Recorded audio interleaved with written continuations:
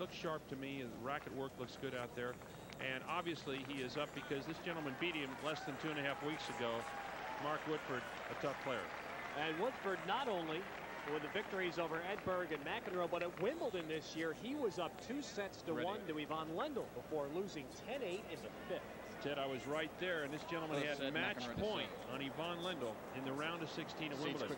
He is always out there. He's a tough competitor, and the more that you follow the tennis results, all of a sudden Woodforde's name keeps appearing, and so he's had a fine year. He's dangerous, and we are ready to go. John McEnroe, I think most who watched would agree, will have to lift the level of his game from the first round against Leo Lavalle of Mexico. And there is Richard Ings of Australia.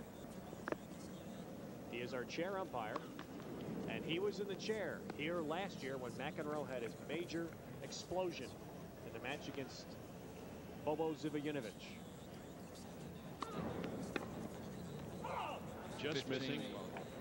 You know, you wonder whether a chair assignment like that is a psychological thing from the umpire's situation. There seems to me saying, listen, we're not going to be intimidated at all by what happened last year. We're putting the same guy up there in that chair, and let's play tennis.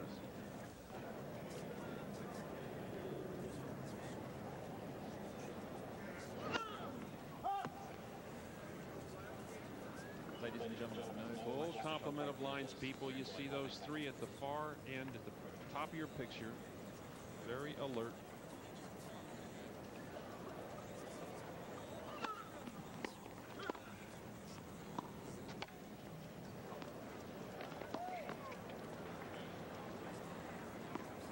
It's good. Oh. And a fine point there as Woodforde fools McEnroe with the lob.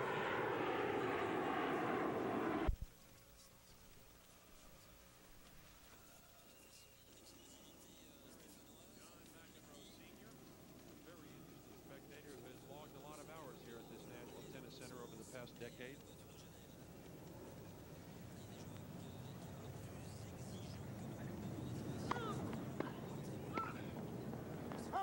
That's out, and it's 15-30. First game of any match, I don't care what the situation is, if you're serving it, very difficult. Not really totally warmed up. I can run under pressure now immediately here in the very first game.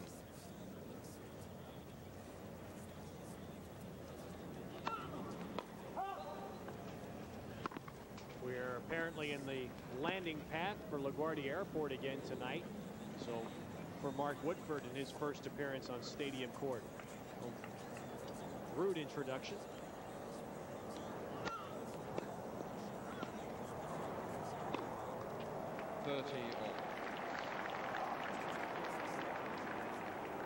John Barrett is also here with us. John, what do you think might bother McEnroe most about Woodforde tonight?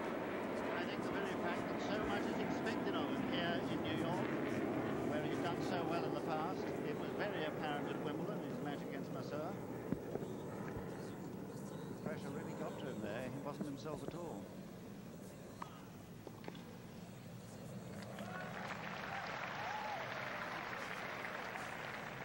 Incidentally, Ted, I think it's the takeoff pattern that we're in, because this place is shaking when those guys take over here. I hope they're going a little slow. Point of Woodforde serve. He won it with a good cross-court forehand. Solid shot on the full run. McEnroe looked sharp early to me here. He's up for this match.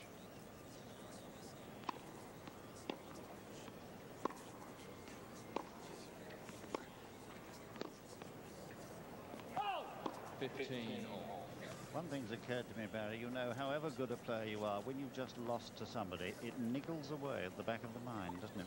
Sure does. You want to get out and prove that he was wrong the first time.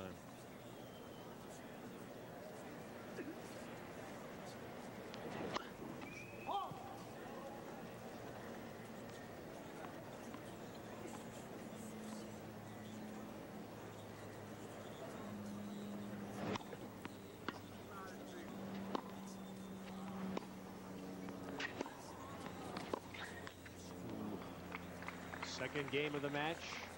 McEnroe winning the first, and for a very late arriving crowd. stadium court.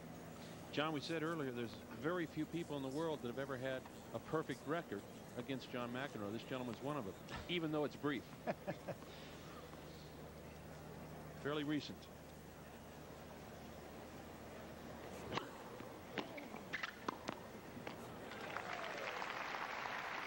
Woodforde in great position there. He gets in very quickly behind that left-handed serve. Now watch how quickly Woodforde gets in behind this swinging serve. Takes 2-3 steps. Watch where the volley is hit from. Well inside the service line.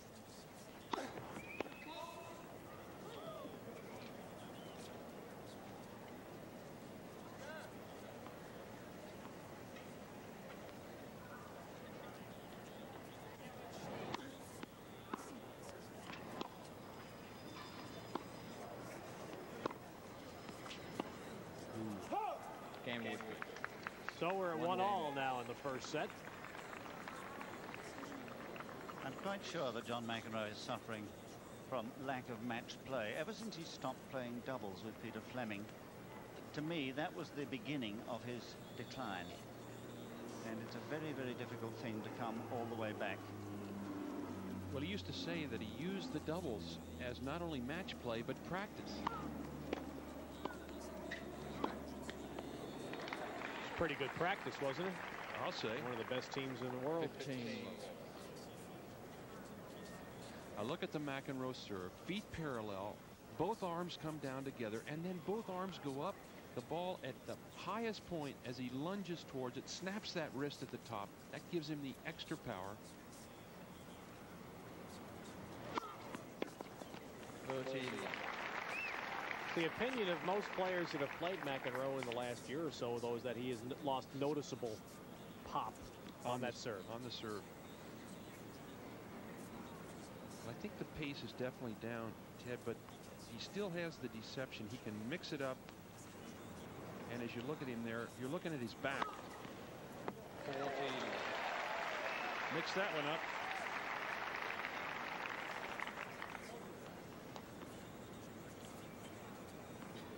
John, you were a lefty, and that used to frustrate me as a right-hander. As I leaned to my left and that ball went out to the right, it's 10, 15 feet out of your reach.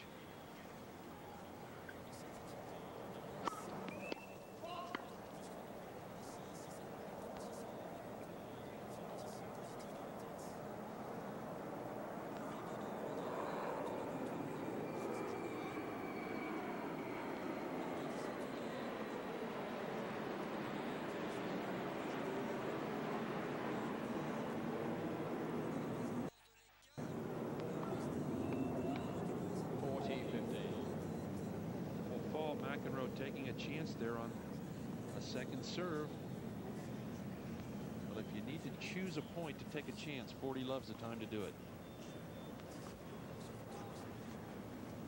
Remains to be seen, really, whether John McEnroe is really fully back in the groove after taking a long break from the game last year.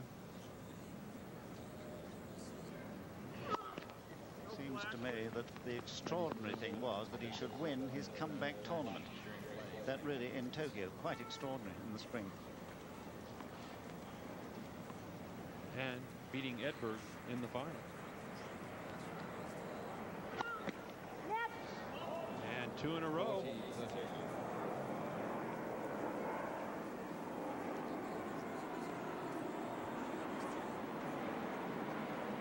They say about great boxers that they never come back once they've retired and tried to, but we don't really have enough evidence of tennis players to know whether the same holds true. I suspect that it does. Serving was the thing that plagued McEnroe in his first round match. Very inconsistent with his serve. In a row she's been here. Those aren't cheap seats she's sitting in down there either. First, Tracy Austin returns here. She is playing women's doubles and mixed doubles. Her first appearance here since 1982. It's great to see her back, and I know she's excited about playing again.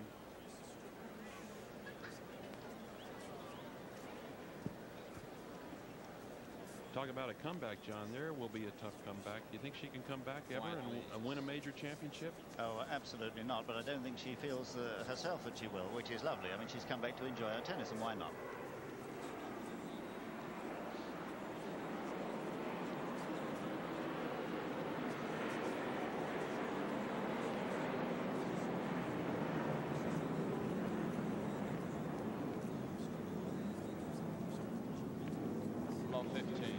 Good deep approach shot there.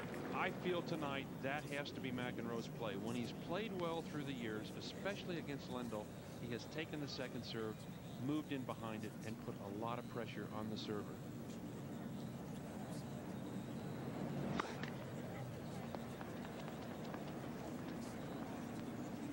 And a court surface like this one will help him in that regard. Perfectly true bounce. Well, he tried it, but overhit it.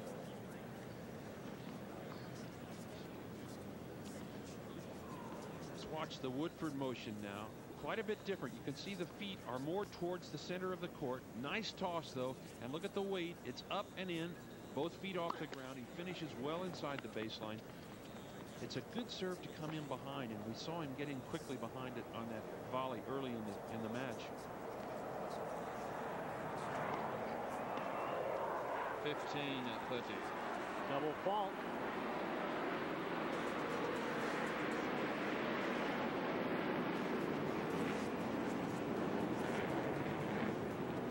I venture Mark Woodforde's never experienced anything like this before. Memorial Drive in Adelaide is not quite like Flushing Meadow, I can tell you. 15. And he won the tournament there. I saw him do it at the beginning of the year. That is just 2 weeks before the Australian Open. Here is Barry Phillips Moore, Woodforde's coach, who, John, in our day was an excellent tournament player. And a very canny man who has had a lot to do with the design of tennis rackets. And that, the most controversial part of Woodforde's game right now. Woodforde just hit the best shot of the match for him thus far. McEnroe had hit a fine return. He got down low on that volley. That was a big point, break point. McEnroe looking, he's going to have a chat now with Richard Ings. Who's playing the machine? Because the last two, they're both out.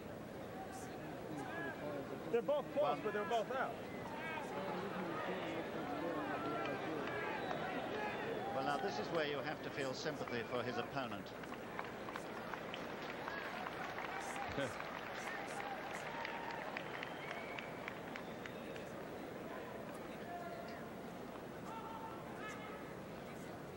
Still a break point for McEnroe. Tatum O'Neal seated down there in the guest seats. Oh, a late call. That's upheld by Richard Ings.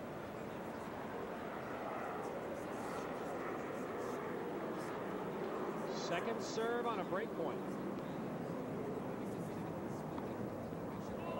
Game McEnroe. And a double fault by Woodforde gives McEnroe the first break of the match. McEnroe leads 3 games to 1. Well, now, was that due to the interruption by John McEnroe? Well, I'll tell you something, John. I felt that on the first serve of that particular point, the call was late, and I think that bothered Woodforde more than the delay.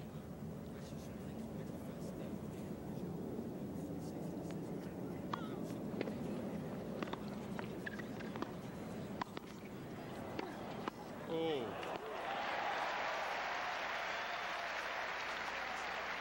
The part of McEnroe's game that he says he has to get 15. back. Watch how quickly now McEnroe gets in on this volley, but he does not hit a good shot here. On this shot, he doesn't put it away. Now watch how quickly his hands move on this shot as it goes to him. Beautiful mover, John McEnroe always was. Normally he would have killed that first volley, but he was sharp in his reflexes for the second one. And after the first round match, that's what McEnroe said. He said, when my volleying really comes back, the ups and downs I've experienced will go away.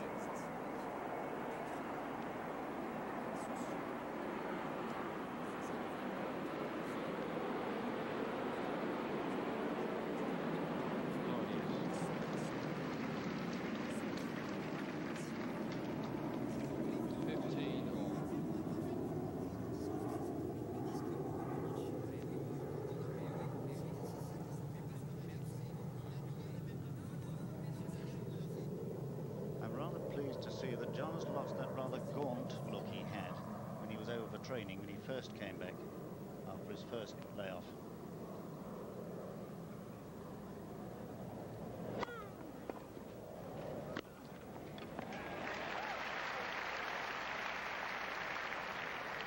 I kind of lost track of the layoffs and the trainings and the regimens and the coaches. I can't follow them all. Well, there were just 2 in John's case. And he went down to California to practice. Ted Tinling there on the right. Teddy Tinling, one of the great gentlemen of the game over a long period of time, and McEnroe backs off now. These jets are about 30 seconds apart here.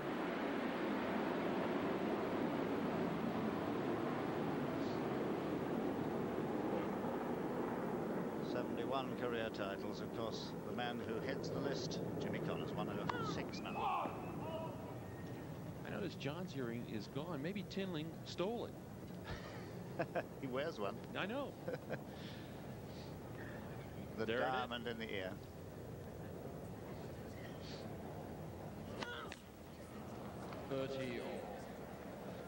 Third double fault for McEnroe already. It is 30 all. McEnroe up a break, first set.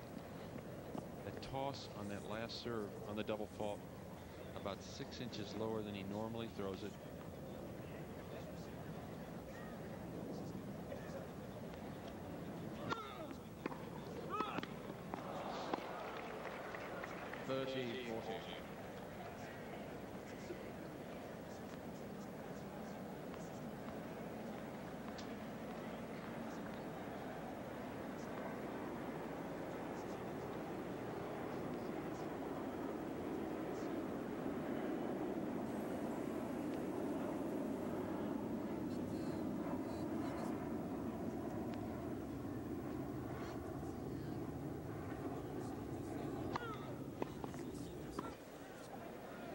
Change. They're allowed to change on their own?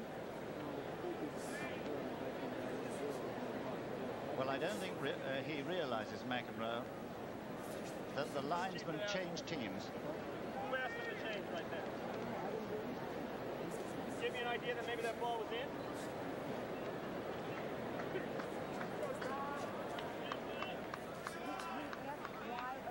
I don't think John McEnroe realizes that they do move around to keep themselves alert, and it's a very good idea. Well, John continuing to keep the pressure on Richard Ings as we look at one of the lines people. They are revolving. They do not stay in the same position throughout the match. McEnroe wanted to know who made the change. I think it's just a standard operation, quite frankly. But you see, all this is going to play on the mind of Woodforde, and one has to ask the question, and I'm not suggesting that it is so, but one has to ask the question whether it's done deliberately. Now this we saw in McEnroe's matches on Stadium Court last year, particularly the Lendl match. He waits between games, the commotion in the crowd, the people filing in, not able yet to get in their seats. Woodforde has been particularly cool throughout all of these delays thus far. 15. Well, he learned an awful lot from his first Davis Cup live tie against the French in France, where I was earlier this year. He had 5 sets against Leconte, and I'll finish the story in a moment.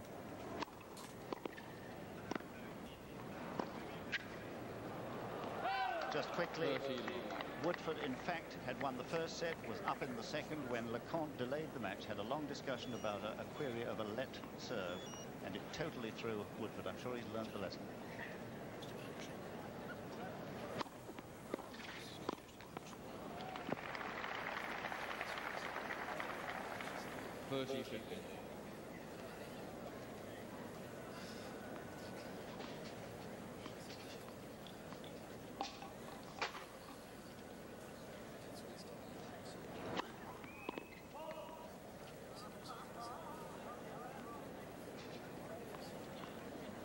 There is the racket that is most unusual. A lot of air between those springs. We'll chat about it in a moment.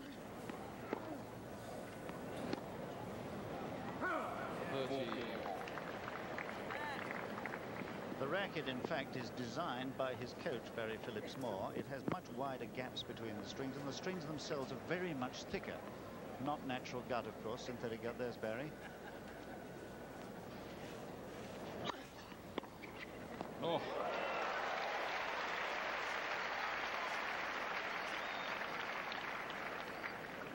.30-40. Here's the McEnroe return. He moves forward as the ball approaches, gets sideways very quickly, and you see the racket finally follow through high, but it's a very flat stroke. Not a lot of topspin on that return. Second serve coming on a break point for McEnroe.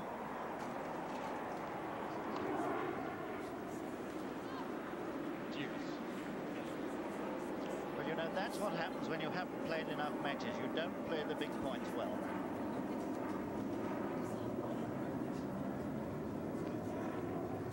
Which used to be the hallmark of his game, of course. He would pounce like a tiger.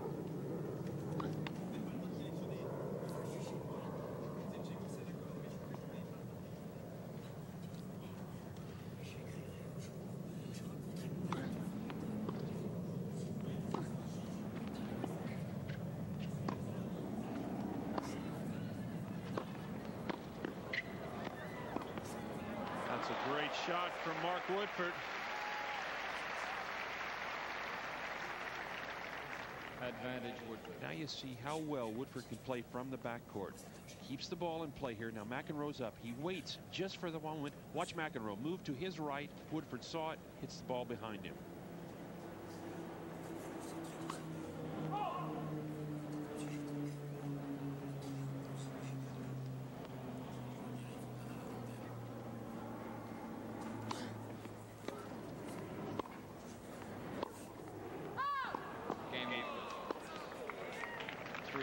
And Woodforde saving a break point, holds serve, and it is 3-all in the first set.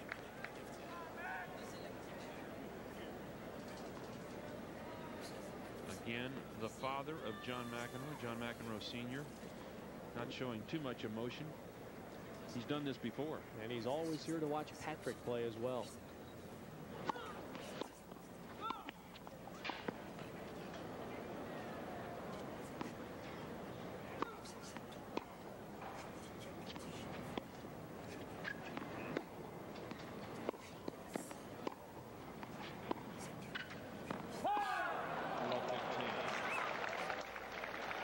Just long. John, I think a left-hander playing against a left-hander is very difficult. What do you think? I think all left-handers hate playing fellow left-handers simply because there are fewer of them in the game and they play them less often. It's the serve that is usually the problem. Here's the first service percentage. McEnroe just a little ahead. Both too low. Low 30. One of the better players on Long Island, Alan King, trying to pick up a few pointers. I've done everything I can with Alan's game. I can't do any more to try and help him.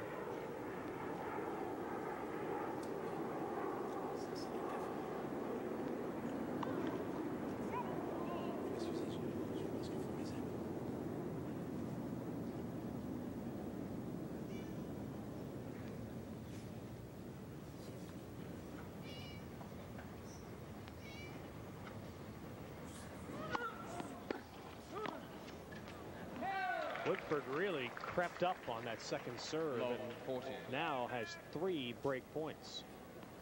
It was that department of the game that served him so well against Lendl at Wimbledon. My goodness, his return of serve that day was quite superb.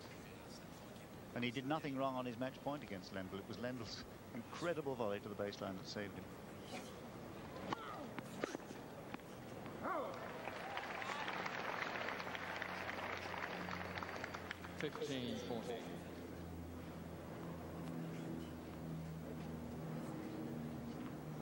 McEnroe was up a break. Now Woodforde has 2 more chances to go up a break himself in this first set.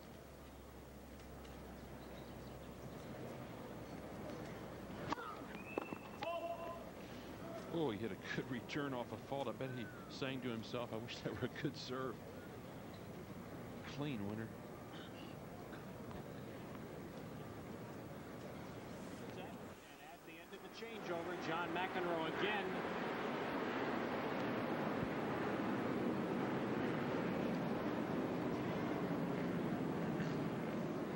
Fighting his second opponent, Richard Ings, the umpire.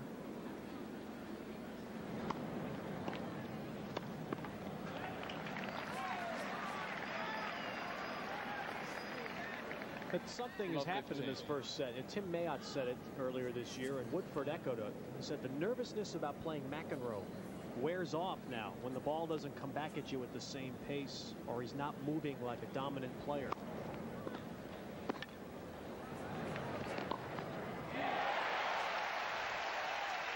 Best shot of the night for John McEnroe on the full run. Love 30. McEnroe really goes after this ball. Barely got his racket on the return, but watch this now. On the full run, he sees the opening up the line, goes for it, hit it right on the nose.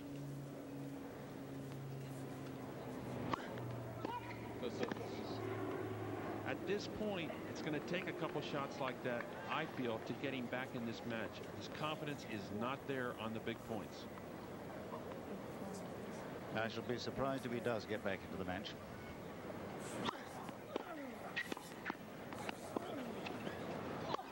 No. Woodforde missing what looked to be a fairly easy overhead there. We mentioned before, the lights are not easy out here. He may have lost it. 3 break points. That's what you're looking at when you look up there for one of those overheads.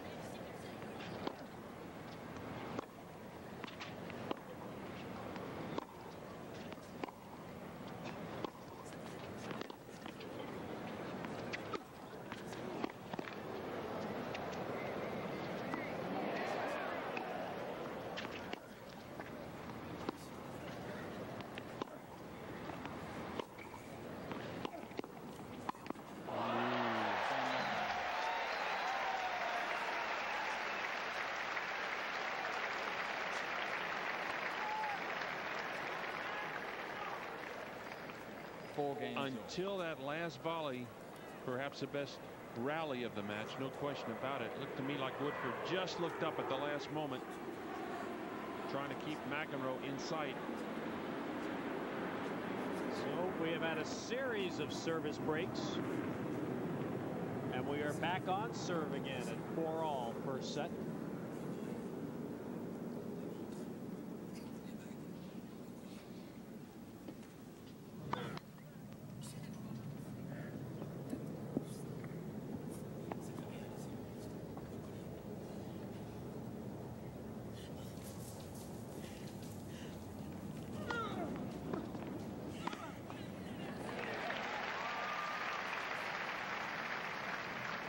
That's the first volley of the night where McEnroe has really put some oomph into the shot.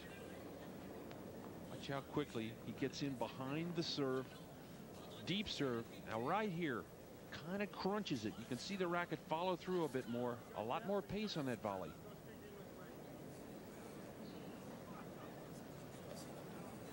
Talking to a fan there.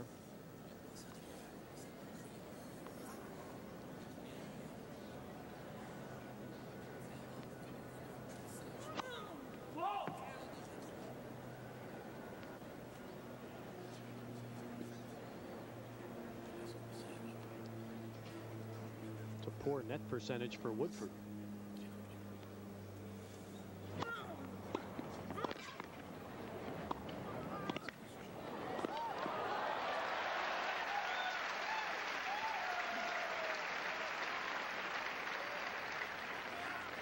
McEnroe starting to move much better now up at net. Hits the first volley in front of the service line. Now watch him close in here.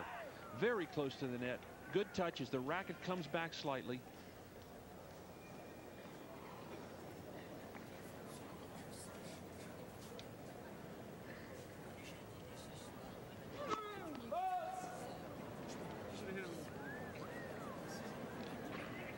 Certainly prepared well for his comeback with a lot of physical training down in Los Angeles with one of the track coaches of the university down there.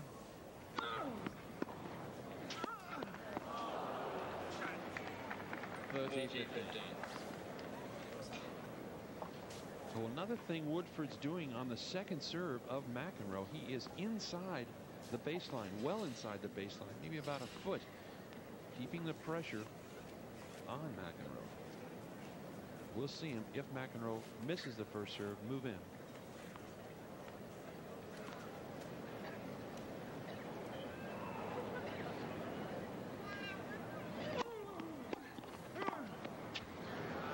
There's an excellent return of serve. 30.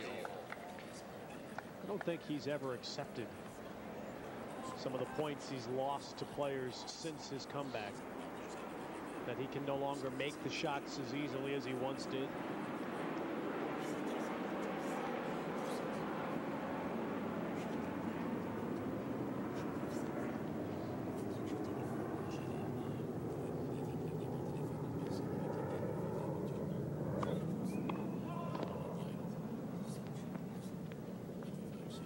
It's a very good point you make, Ted, the fact that the invincibility factor is no longer there. It was the same with Rod Laver when he started to play with that aluminium frame instead of his trusty wooden one with which he won all those titles.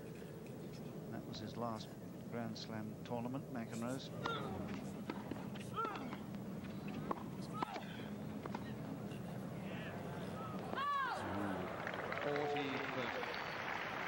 That ball would have been big trouble had it gotten over McEnroe's head. He wisely bounced it.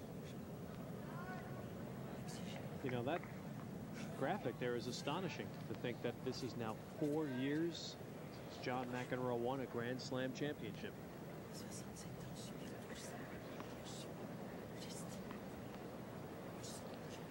In between has come parenthood, marriage, retirement, suspension. Suspension. Well, I think he said he was trying to sort himself out.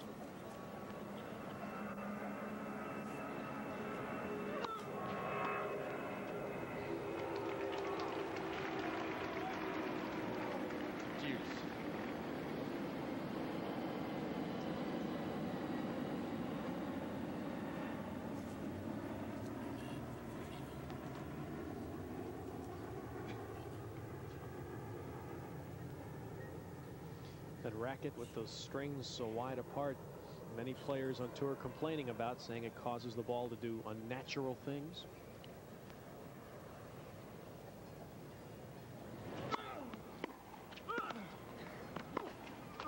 Ooh. Tell you, when Woodforde misses, he's not missing by much. That ball looked like it was going to be tough. Just caught the top of the net. The racket certainly does. USA premier event Wednesday, September 14th at 9 Eastern on USA. Woodforde serving at 4-5 first set.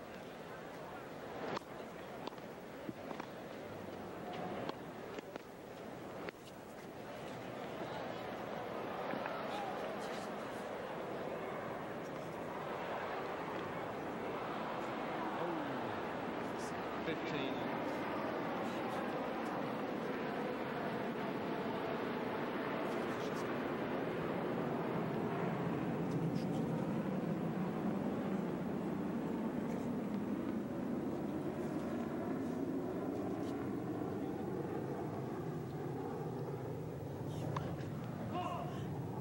The planes flying over during points bother players that lose the sound of the ball hitting the racket?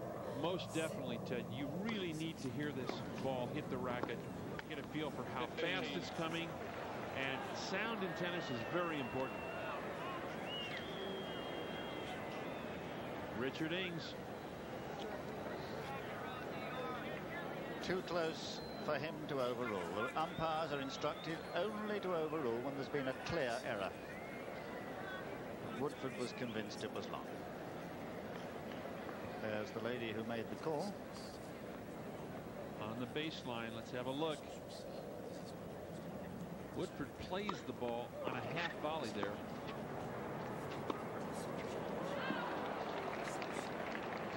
30-15.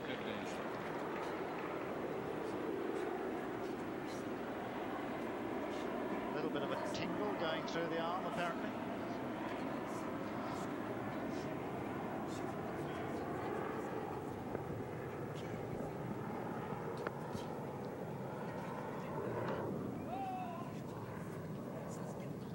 On the grandstand, Mary Jo Fernandez, 13th seed women's singles, winning the first set from Nathalie Tozia of France.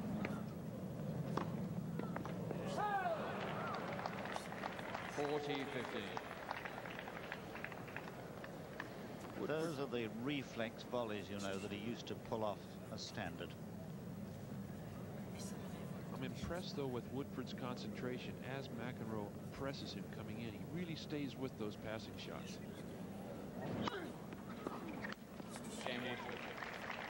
We're at 5-all now in the first set. 5 games. John, you made a statement earlier, and I wanted to ask you about it. You said you'd be surprised if McEnroe got back into the match. You feel that way so early? Yes, I do. I think he's not back into it yet. He's still riding a knife edge. A knife edge of confidence, I mean.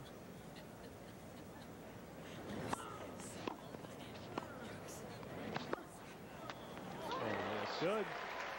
That's what the racket does. Love 15. The racket definitely helps, but watch the way he takes this racket back and then really flows over the ball. Look at the follow-through, way over his head. That also helps to put topspin on the stroke.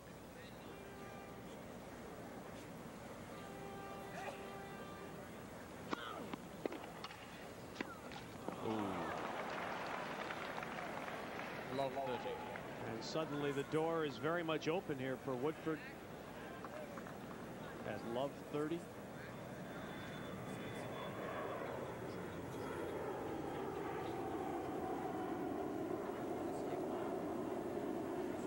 Look at the number in just one set of unforced errors by McEnroe.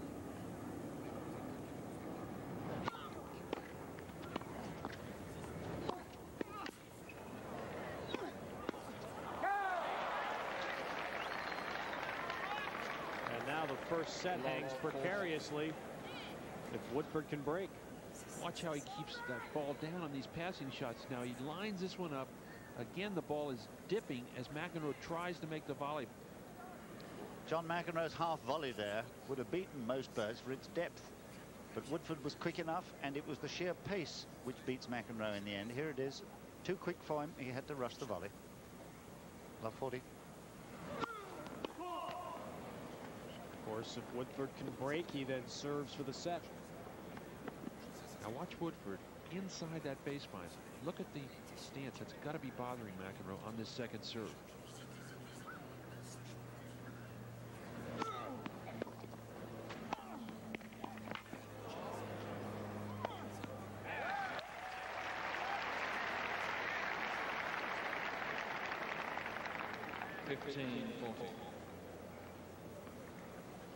McEnroe came very close to being an unseeded player in this tournament.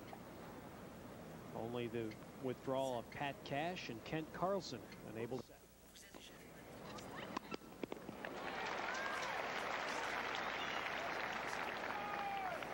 15 love.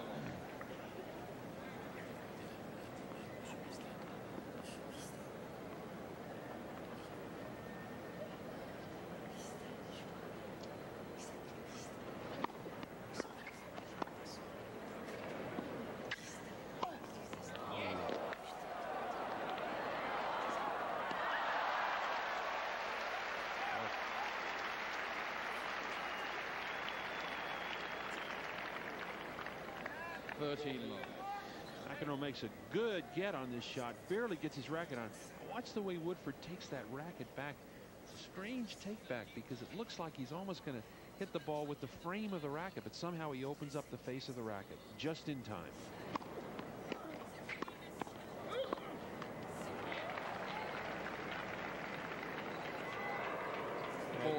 Woodforde now is making it look easy, and he has 3 set points.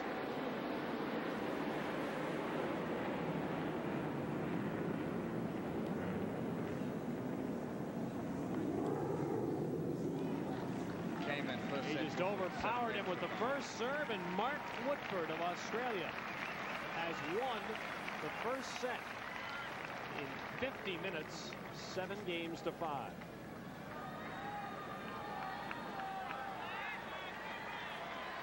The sense a little different feeling in this stadium tonight from when we were here last year. J.McEnroe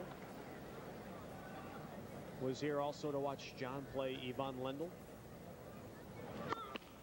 And the sense here last year, I felt, was that people here really believed McEnroe could win. I don't quite sense that tonight. There's not the same aura here.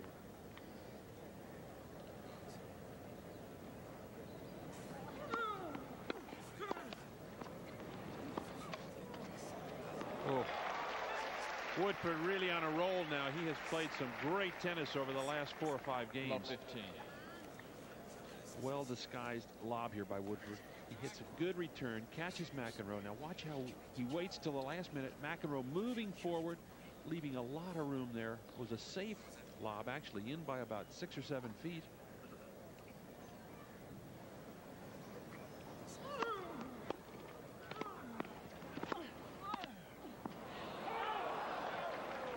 Love 30. The anxiety remains. He rushed it. The reason I brought that point up is I wonder how much of McEnroe's aura was really exposed, or how much of McEnroe was exposed with the ease with which Lendl beat him here last year.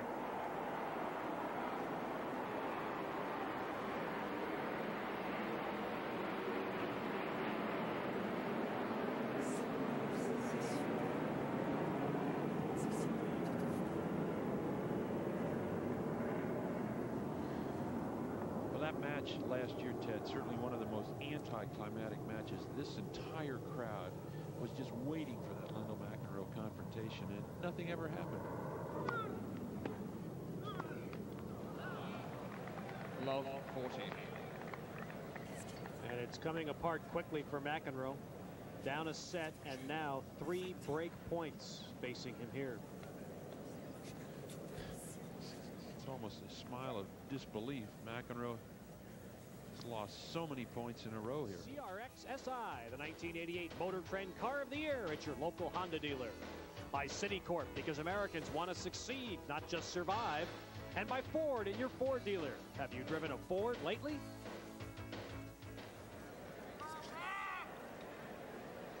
Mark Woodforde serving up a break, second set. Love 15. That is the first mistake we have seen Woodforde make. And I would say at least 12, 14 points. He has played miraculous tennis here. Thanks to our statistician, Leo Levin, we know that he's won 9, or had until that point, won 9 straight points and 16 of the last 18.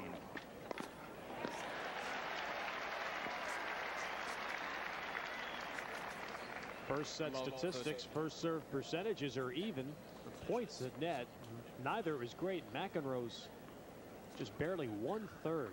And 19 unforced errors. That points at net is shocking for McEnroe. For the old McEnroe that we once knew, but he's far from that.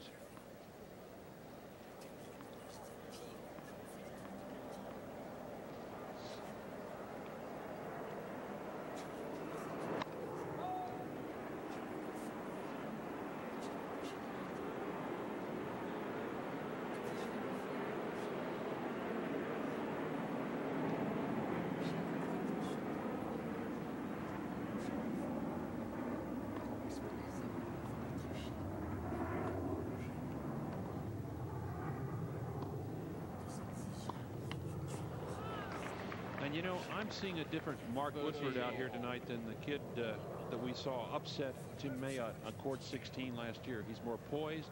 It looks to me like he's saying, I should be out here. I'm one of the best players on the tour, and I've had some wins, and I belong out here.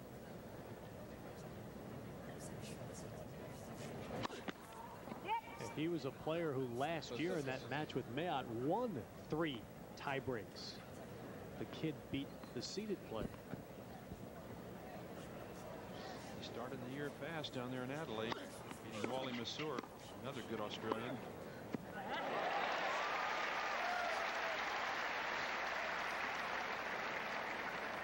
McEnroe still with some shots in the repertoire here on the full run to his left. Just drills that backhand. Good control on that shot. Came over it well.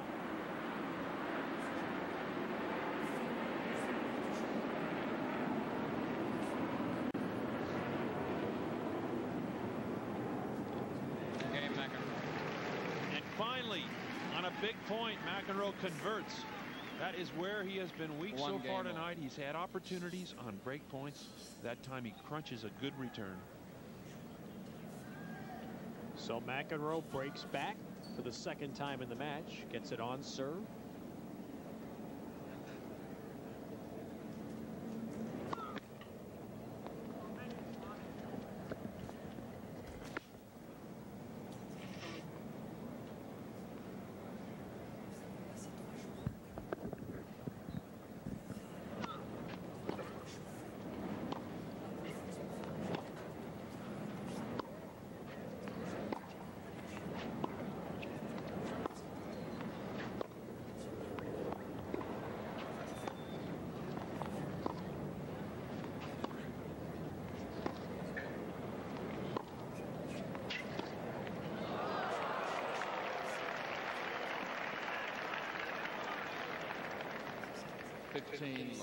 That was a poor choice of shot, trying to make the drop shot from so far back.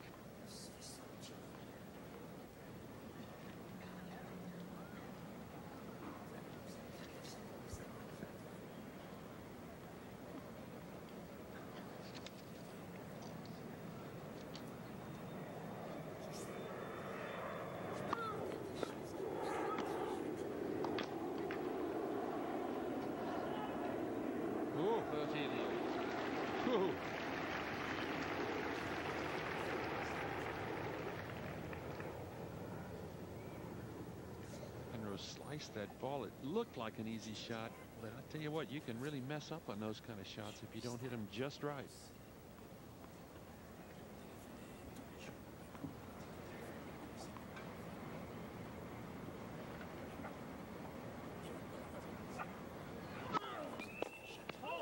Good call. Very good. Well, I'm afraid the facetiousness shouldn't be there.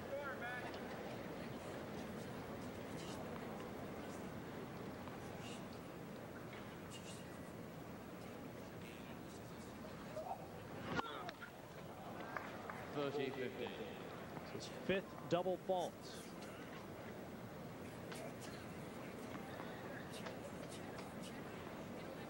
McEnroe with just one ace, and the service as inconsistent as it was in his first round match.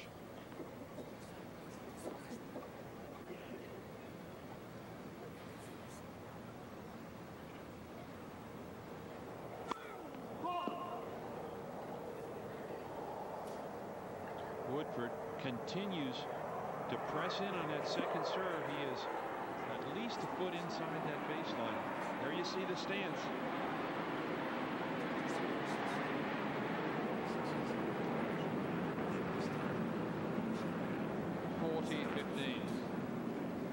Shot out on the baseline. I don't know about you, John. When I looked over and saw a return of serve guy start to move in that far on the second serve, I thought about it. I didn't really like it that much. He's trying to deny the server time to get the ball back just that split second quicker that makes the volley or half volley more difficult.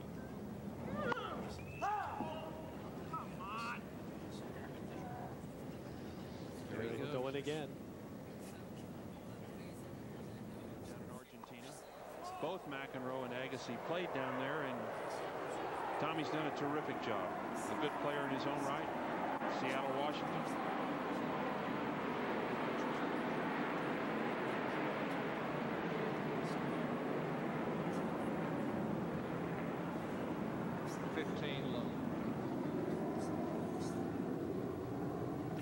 And you know, when you think of it, blending McEnroe and Agassi on one team with the total contrast in age, personality, and a lot of differences there, I think Gorman was a maestro. A real challenge. There's the United States Davis Cup. Got us back into the World Group for the win in Argentina. the World Group for 1989. McEnroe now appealing on the sideline. Again, spare a thought for Woodforde.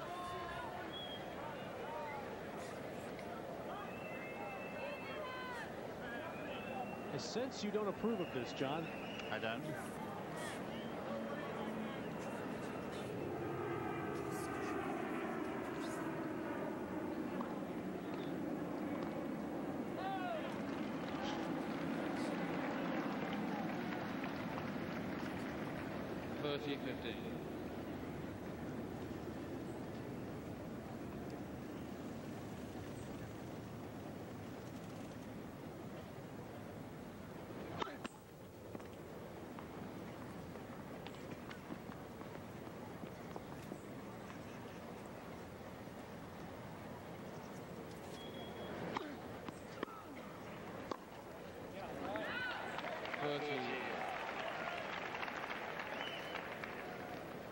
Good example there of J. McEnroe denying his opponent time by moving in early.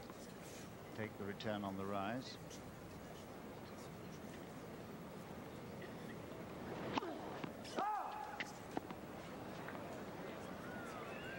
Well, that time it worked in McEnroe's favor. I wonder if he'll query that one. same lines person, almost the same spot. Second serve.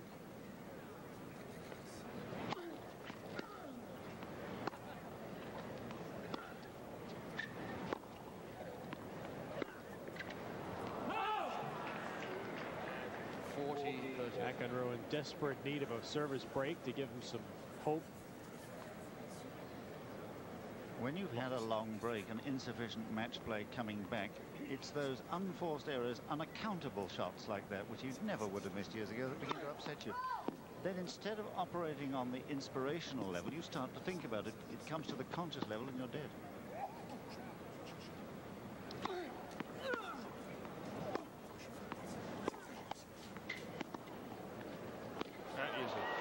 Shot from Mark Woodforde.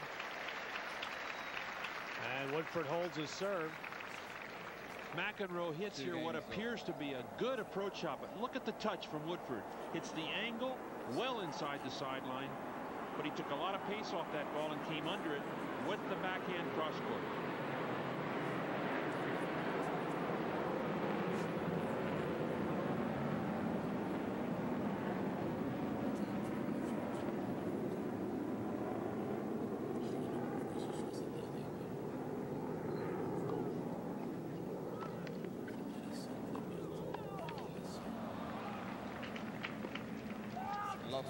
That's the shot, John, that you mentioned earlier, that he just seems a split second slow on. The hands aren't quite as quick. He used to knock those forehand volleys off for clean winners almost automatically. There was that golden spell in the Masters in this very town against Lendl a few years ago. 10 games in a row he played like God himself. And that percentage still far too low for McEnroe. Only 14 points won on approaches to the net out of 38.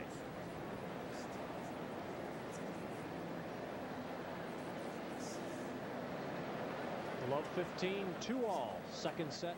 Woodforde won the first set.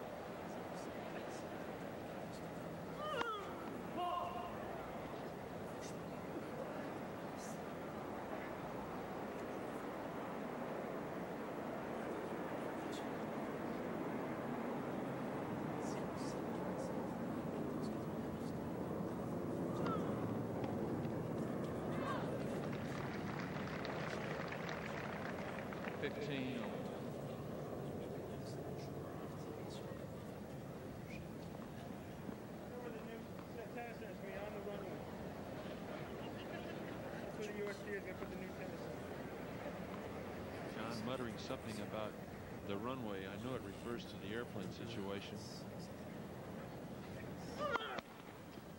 Statement was that that's where the new tennis center will be built. Well, when you're losing and playing less well than you know you should be, all the little things start to get you, don't they?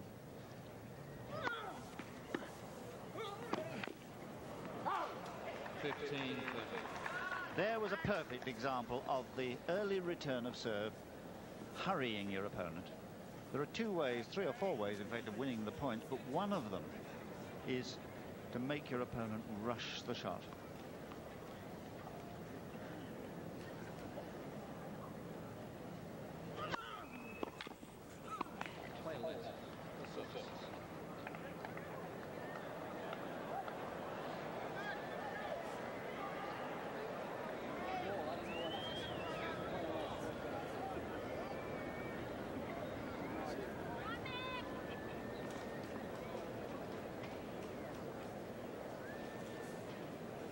Going to play a let because the bleep went off before the ball had landed.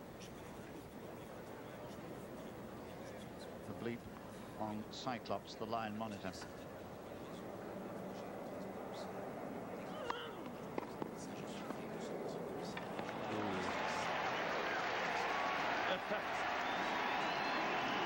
Finally, a touch of the old McEnroe as he hits a fine drop volley. Watch it here as McEnroe comes in. He gets caught here with a good return. Look at how the racket drops back after he hits the ball. That's just taking a lot of pace off the ball. And finally, I don't believe it, he says. 1 out of 40. Not enough for McEnroe.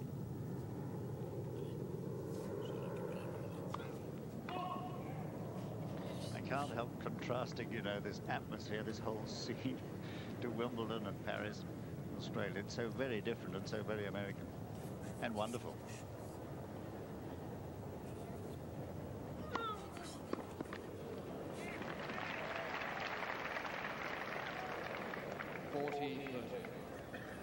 I can't help but continue the contrast from last year when every time McEnroe's opponent would net a shot like that, this place would erupt.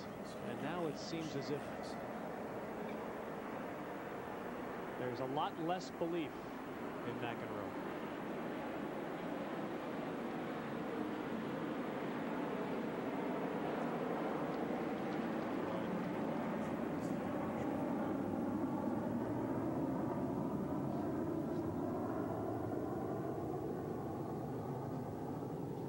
See Jimmy Connors and Andre Agassi, Chris Evert, all in action.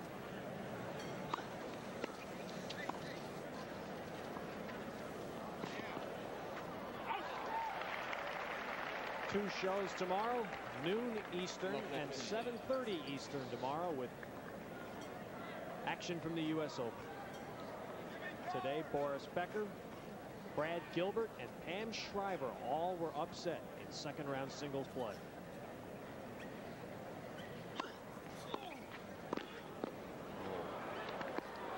Oh, that was a world-class volley, my word. Return of serve was good enough to have beaten most men.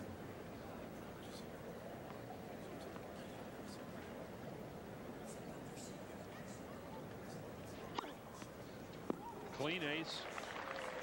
First ace of the evening for Mark Woodforde. 30-15.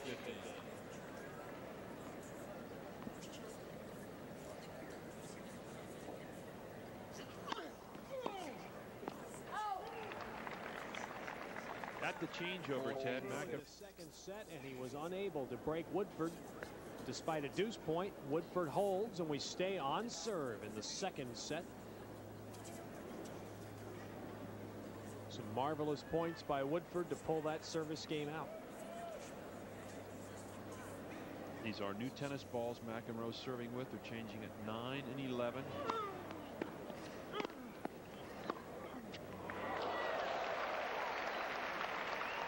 Not enough on the first volley. Love 15. Watch this shot now as McEnroe goes in, just kind of lays it over with an opportunity for Woodforde to hit the passing shot. He had plenty of time. There was not a lot of oomph in that volley.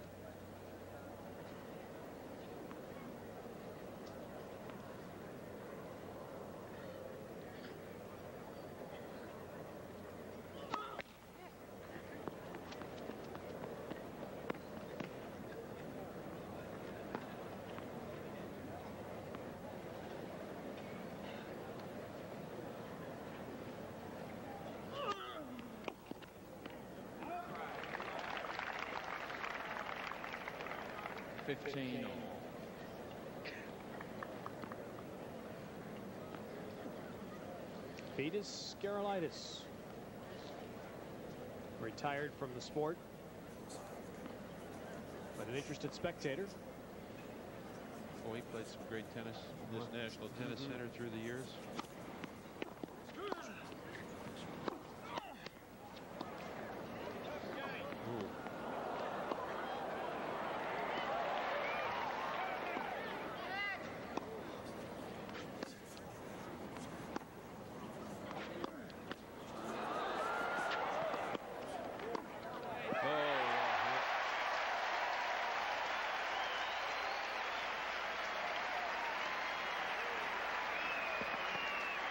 As good a passing shot as we've seen all night. McEnroe just content to slice the ball, keep it in play. 15. Again, a slice. He looks like he's coming in. The ball hits the top of the net. A big break for Woodforde, but John drills right up the line, controlled that ball very well, kept his racket on the ball as Tatum O'Neal McEnroe looks on. She had to like that shot.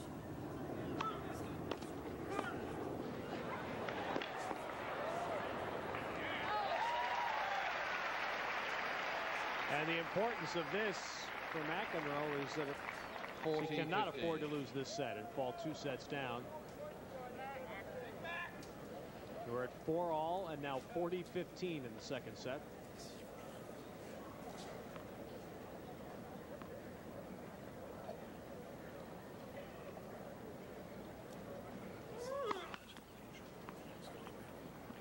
That long rally we just saw the replay of just now. McEnroe was extremely lucky that Woodforde chose not to follow in that lob. He should have done.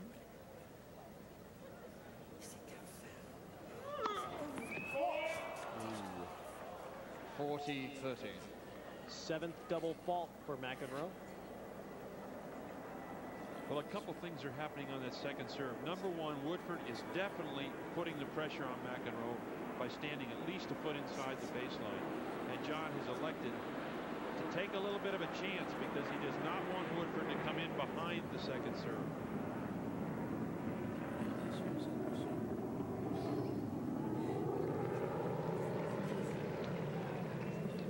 Like his fellow New Yorker Paul Annacone does all the time. Chip and charge king.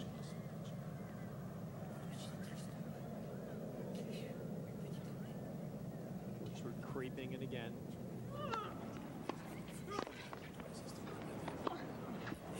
Oh, brilliant. Absolutely perfect shot down the line. Woodforde uses that two-hander. Deuce. The great thing about that shot is you cannot possibly pick where it's going. Boy, that double fault has really hurt, because that was on a game point. Now that shot by Woodforde makes it deuce. Woodforde has been impressive when he's won that first set. He likes to get off to a quick start, but it's best of 5 here.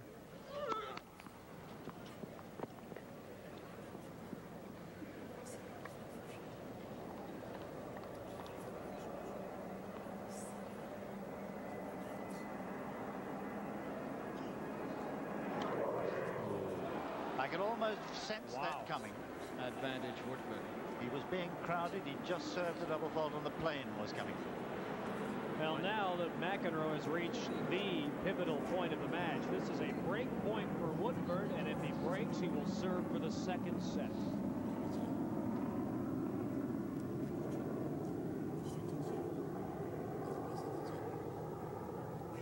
Now, what does he do? Does he go for broke, or does he play to get the first one in? And these are the big points, John, that you've spoken about.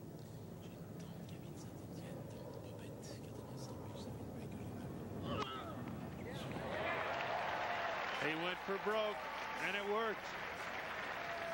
Just on the sideline. Deuce. Only a third ace for McEnroe. That's slightly unusual. We expect, well, in the old days, we would have expected to see him serve many more than that by now. He clearly has lost a bit on his serve, hasn't he?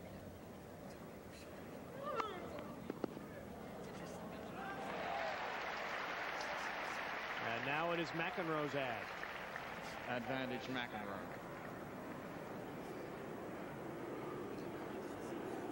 In the second set after a dramatic save of serve by John McEnroe. This is the second round singles. Woodforde won the first set. Ladies and gentlemen, McEnroe clinging to life here in the second set. Asking the New York crowd to be quiet. That's what you're looking at from down on courtside. Is you look up people moving about. Love 15. Actually, John, to a native New Yorker, the level of civility here is somewhat astounding.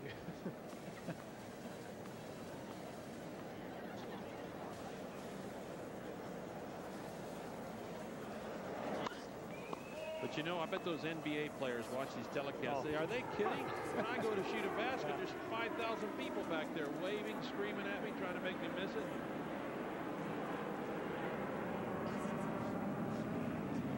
Tomorrow night, there'll be 55,000 people right next door to the tennis center at Shea Stadium, screaming top of their lungs all night as the Mets play the Dodgers.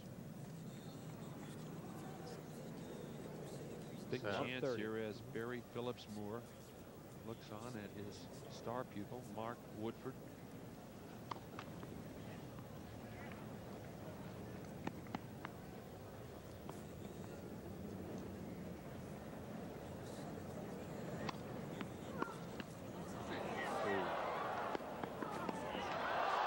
Oh, and Woodforde almost picks off a reflex volley.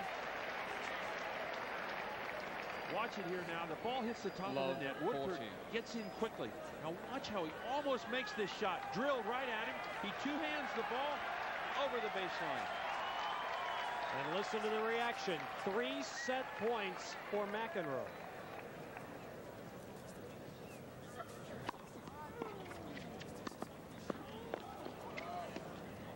Oh, what touch.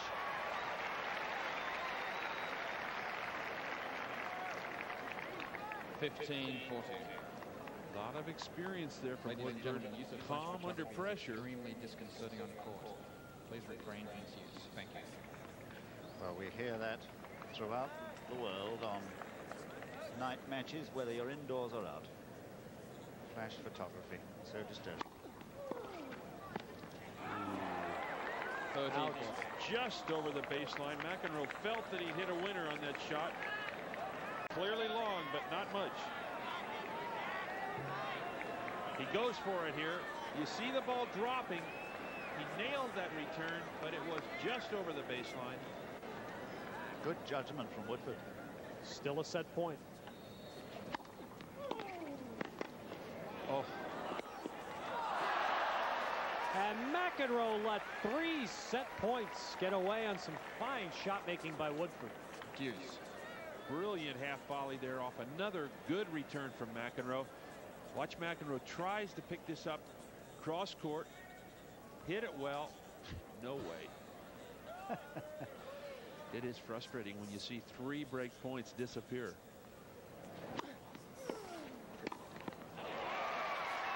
He will now have a 4th. Advantage McEnroe. This is to even the match at 1 set apiece.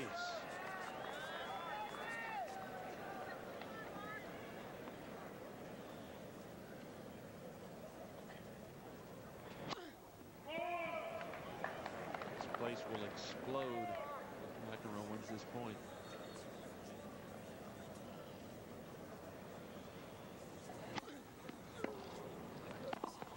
And he does. Second set McEnroe. 6 games to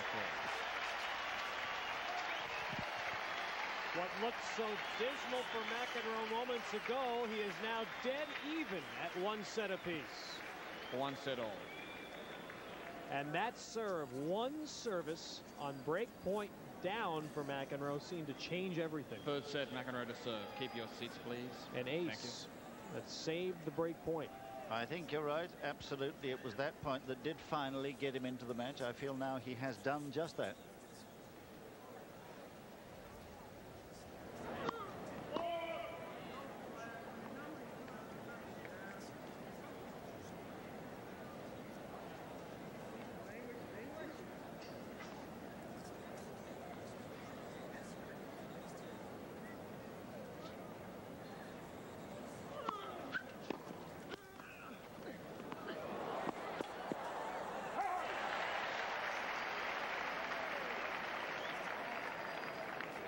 15. A match that was suspended last night and completed tonight. And look at that in a 5th set tiebreak. The 12th seed, Guillermo Perez Roldan of Argentina, rallies to oust Ken Flack of the United States.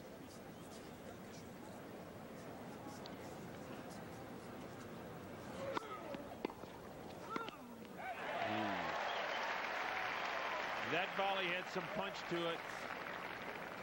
13 love.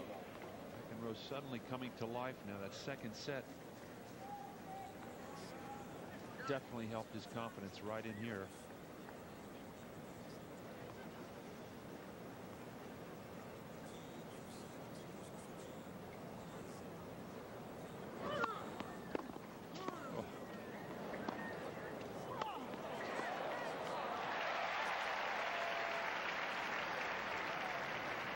Maybe one of the best returns of the evening from Mark Woodforde, as McEnroe starting to open up now on his serve. A lot more velocity, and Woodforde continues to nail the return and keep the pressure on McEnroe coming in behind. Obviously, John McEnroe playing more consistently than he was earlier.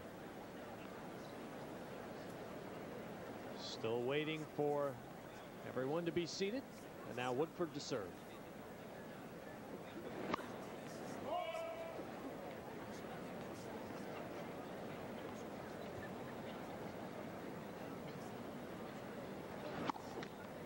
Love 15.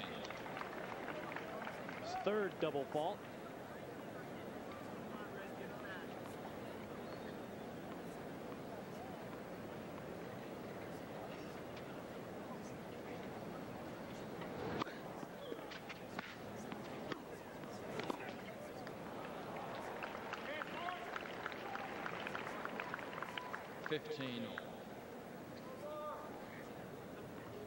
The former #1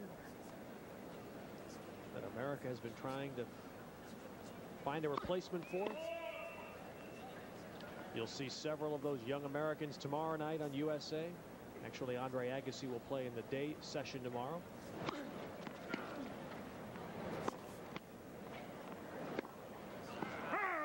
It's out. 30-15.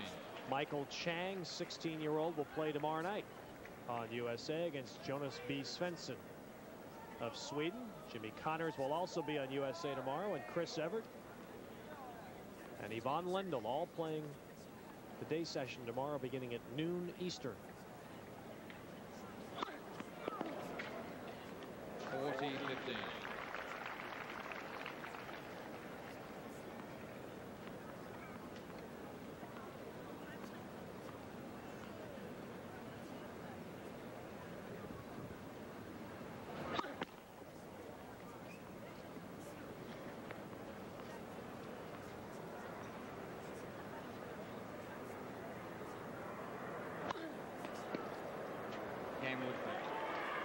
We're 1-all, 3rd set. 1 game all. Well, USA's new fall season is right around the corner, and that means the premiere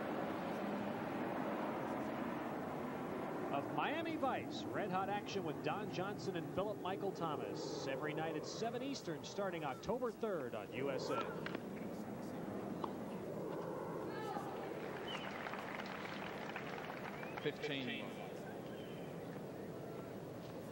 The day session here ended with a spectacular match, a 5-setter between Mats Wilander and Kevin Curran, which Wilander won.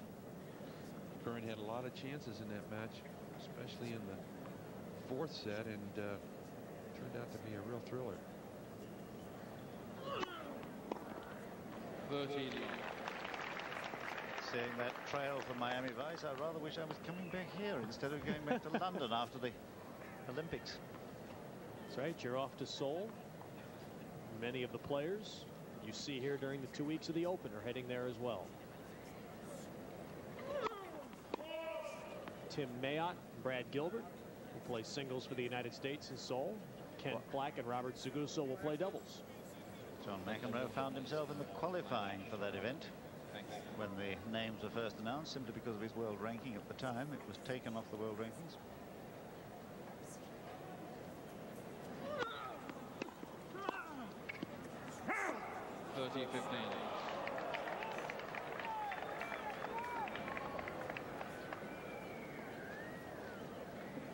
course, the controversy on the women's side of Elise Bergen originally being named to the team and then being replaced by the USTA by Chris Evert.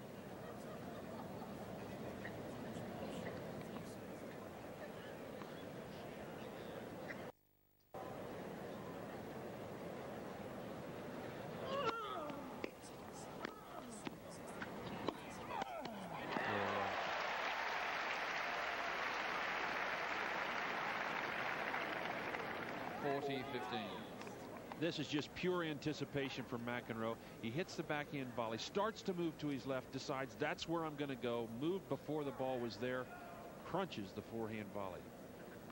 Good footwork, good anticipation.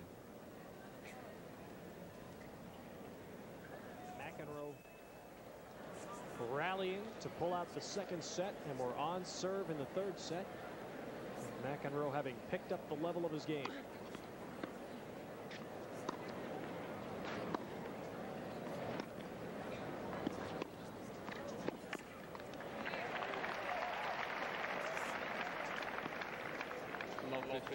Mark Woodforde, what a move he's made. Ranked 661st in the world in 1983.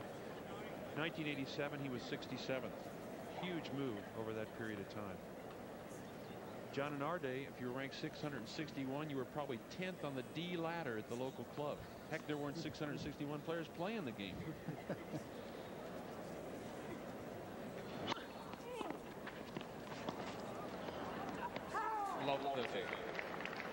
It has taken good people to beat Woodforde this year in the Grand Slams. Third round, he lost to Lendl at the Australia. Third round at the French, he lost to Cash. Fourth round at Wimbledon, he lost to Lendl.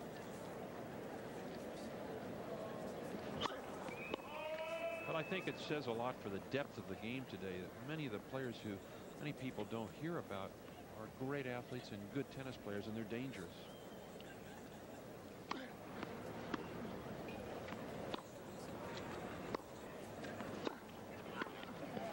Oh, McEnroe with a setup forehand volley did exactly what he wanted to on that approach shot. Big point, too. It would have given him love 40 here.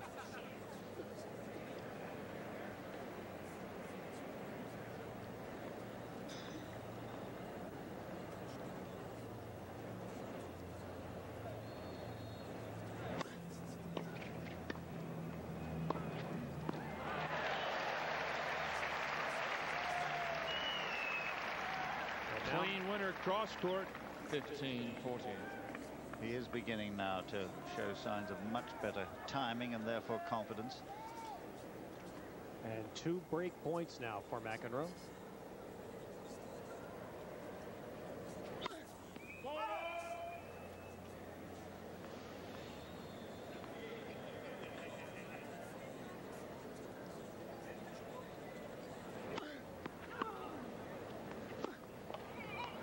That's a great lob from Mark Woodforde. Perfectly timed. 30-40. McEnroe hits a good approach here, very near the baseline. Woodforde made no mistake about it. Immediately hit the topspin lob because McEnroe had decided to come in. He was moving forward. He caught him.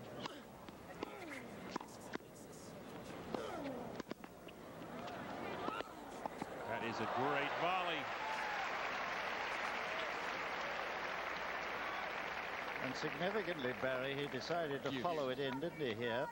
Beautiful movement, good net coverage, on his toes, ready to go either way, and quick enough for the McEnroe pickup. I think he's got to go in much more than he has been generally to impose himself on McEnroe, who's crowding in himself whenever he can.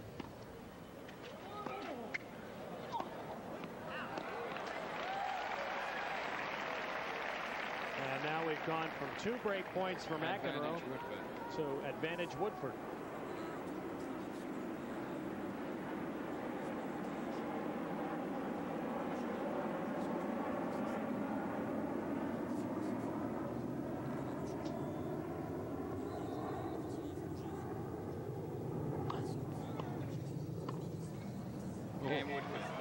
He can volley.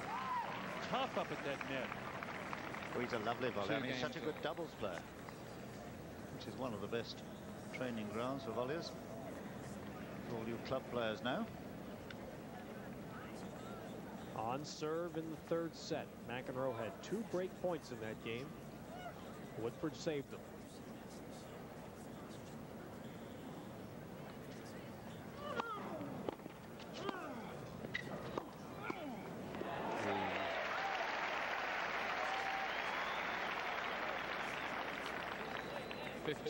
Suddenly good quality tennis now. McEnroe in, hits the good low volley. Woodforde nails this shot, but it's a little high. All McEnroe has to do is just block the shot, use the pace of the Woodforde passing shot. Just about 50% there for McEnroe. And McEnroe has now won 13 of his last 14 service points.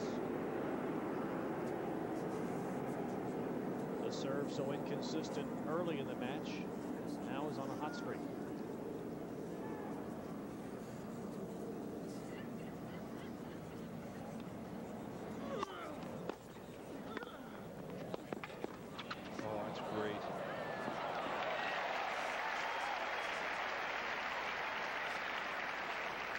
The quality of this tennis has moved up a notch right here.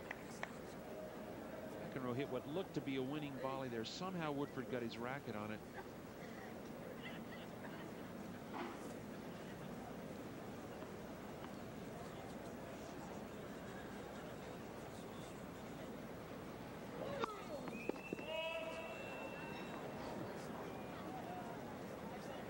In the old days, when the magic eye, the Cyclops, was introduced, they didn't have an audible bleep.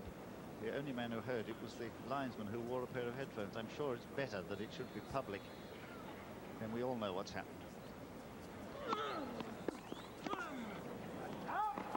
40-15. And McEnroe has spoken at length about his desires to even take some of the money from tennis that's in prize money and use it to develop a fully electronic system that would call all the lines. Debatable point, that. Whether, in fact, it would take something from the game in terms of atmosphere and human error and so on. Hey, you got to have somebody yell at Ted. He's yelled at machines.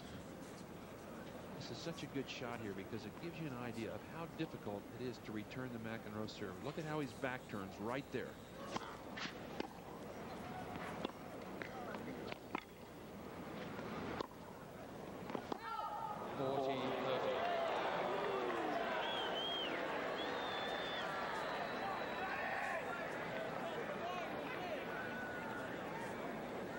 All his life, McEnroe has suffered from being a perfectionist. Not an easy life, is it? Our pictures from producer Stephen Feder and director Peter Blechter tonight.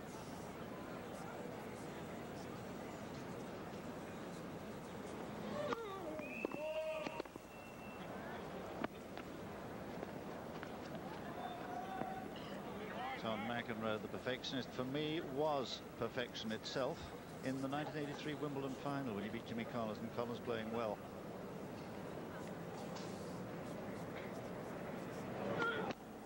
Oh, that hurt.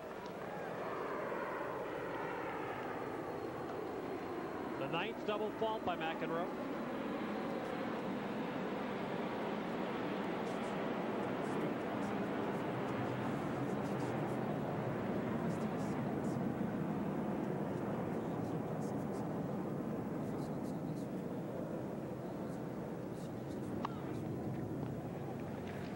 Call. Woodforde thought it was a fault. Oh, I think from here it was a long. Oh, I'm surprised. All I can tell you is that it.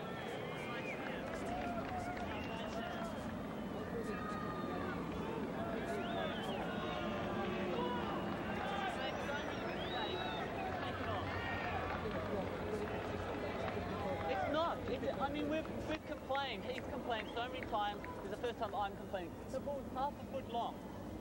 Yes. Like that from here, it was really close. He thought the ball was If it's in really close, there should be, it's yes or no. It was long by half a foot. I think I mean, it's made so many errors. To take it off, Richard. I think machine is at least calling consistently, I'm going to leave it on. I think actually it was beyond the scope of the Magic Eye. It only takes a short. It's about 18 inches, I think, John, and if it is, that ball was out by more than 18 inches. He said half a foot.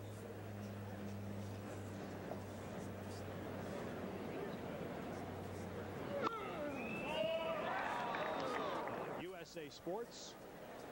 We have been exactly 2 hours, and take your seats, not even halfway through the third set. It's been an outstanding match. Big turnout tonight. We thought it was a huge crowd last night, but I'm looking around these stands, and it certainly looks like there are a few more bodies out here tonight than even last night. The real buzz here, isn't it? It's wonderful, the atmosphere. This is a marvelous stadium in which to play tennis and in which to watch it. I get a real kick coming here. A 20,000 seat stadium, most of them filled tonight. This match 1 minute past 2 hours old.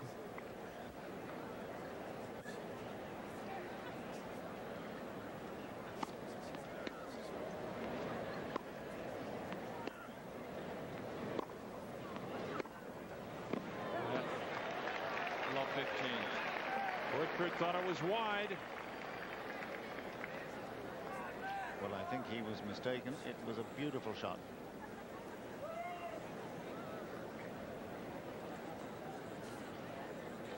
Of course, things change here at night. Everybody's riveted to their seats on the stadium court.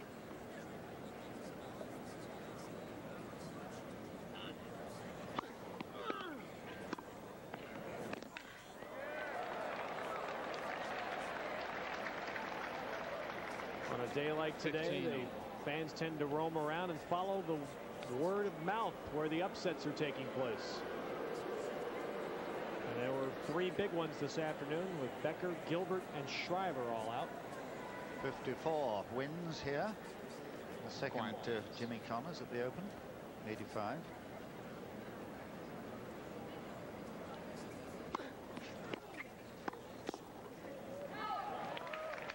Well, one of the big differences between Wimbledon and the U.S. Open, there are roughly 20,000 seats in this stadium, and there's 20,000 tickets, and then you can roam the grounds. At Wimbledon, John, they do have the field passes where you are allowed to roam the grounds, but you do not have a seat on the center court. 14,000 seats on the center court, just a little more than that, of course, with the standing. And 23,000 in the ground. They shut the gates at 23,000 now, and it's much more comfortable. They used to have 25, 26, 27 in there.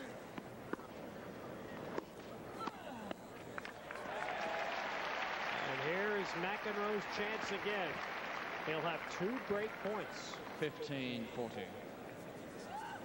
He had 2 in Woodforde's last service game, but was unable to break. It's a different McEnroe though now. He's beginning to believe in himself.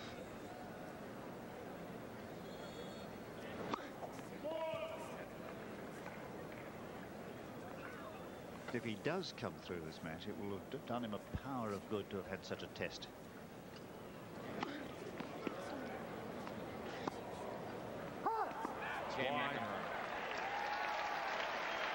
Woodforde just missing down the line. And a very unhappy leads 4 games Mark to 2. Woodforde, who has had chances. Suddenly McEnroe has come to life here in this third set, starting to take the second serve of Woodforde and get in behind it, and he's volleying more crisply now.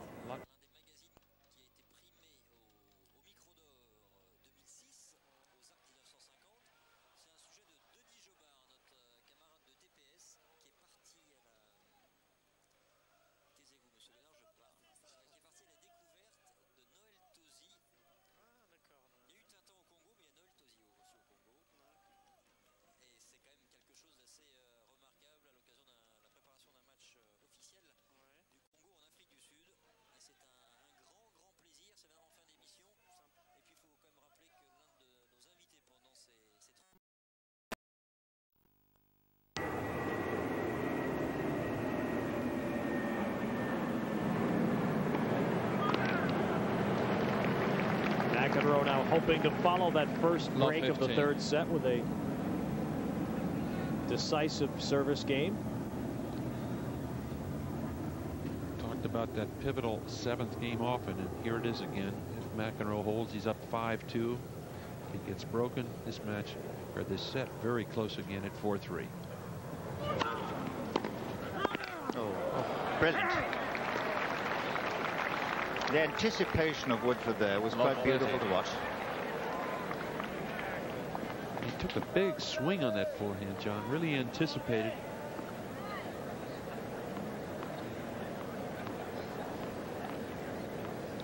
Most people find John McEnroe's serve so very difficult to read. That match I spoke of, the 1983 Wimbledon final, Jimmy Collins was often going one way while the ball was going the other.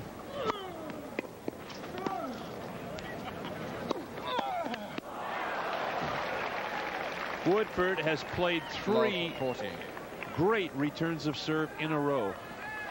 That was the third, putting McEnroe in all kinds of trouble and on good first serves.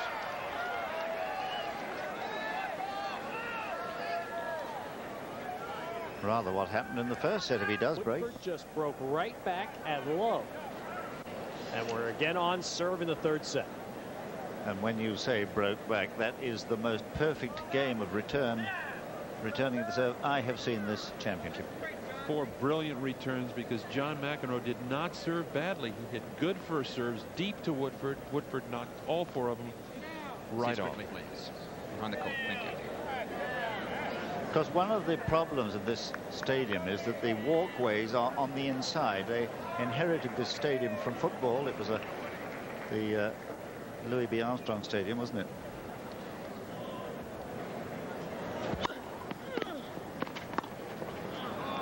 Love 15. McEnroe comes right back. First point. Another good return. That's 5 good returns in a row.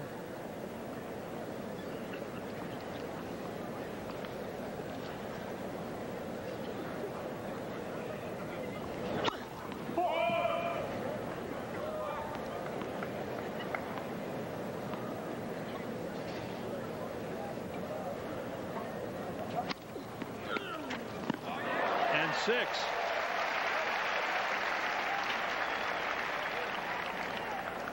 Love 30. So service all of a sudden has become a little insignificant with great returns of serve, and it's love 30.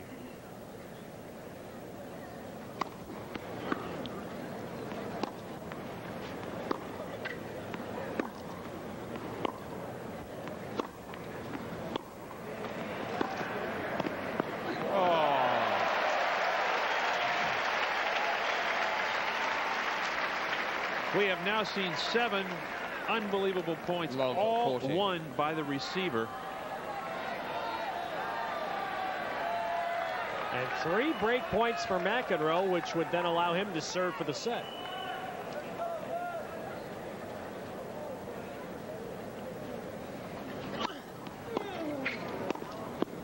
That is incredible. McEnroe.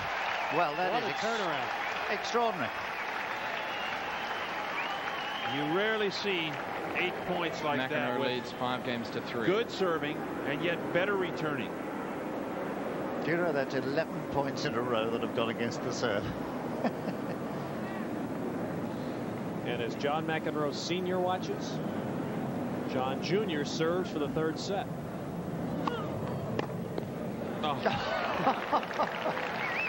I think we ought to forget about the serve here. Love 15. Put it on a tee for the receiver, huh? This is most unusual. A reminder once again, no. It's a very good example of what a fair surface this DecoTurf 2 is, isn't it? Absolutely, John. I don't think you'd ever see that on grass, even if the grass courts are perfect. The ball's going to stay too low to have that happen.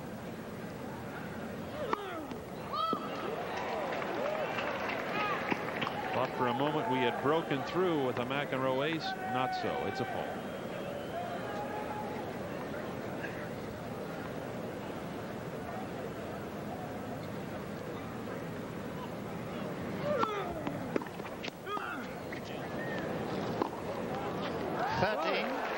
Love 30. It's got everybody perplexed, including McEnroe.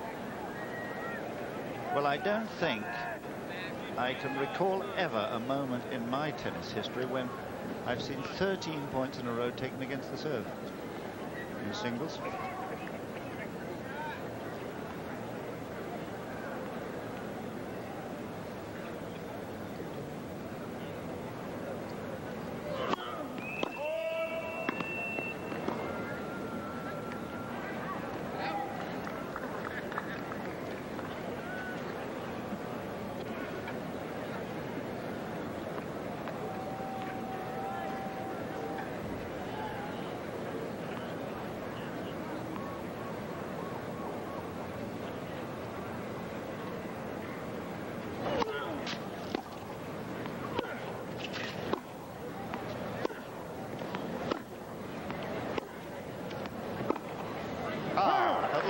Finally.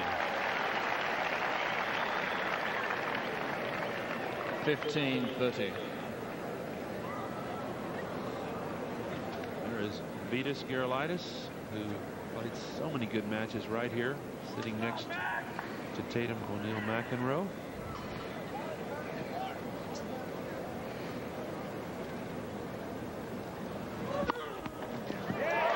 And there's the ace that we've been looking for. That is the 6th by McEnroe. And we're at 30 all. 30 all.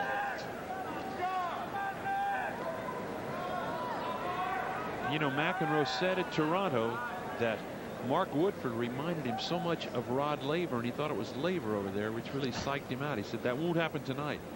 There's the look-alike Laver right there.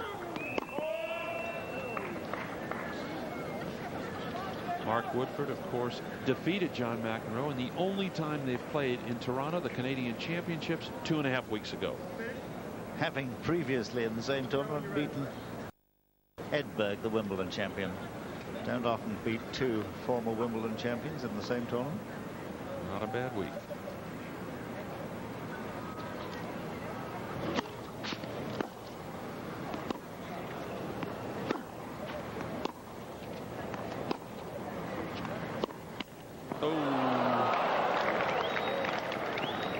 The tape does not give, and now it is a break point for Woodforde. Points by both players. It's been so good, in fact, that the terrible danger of taking the whole thing for granted, but the skill level, I can assure you, is extremely high. And it points up the rising standard among the men, doesn't it? The depth now is just extraordinary. Woodforde, remember, ranked just 36 in the world.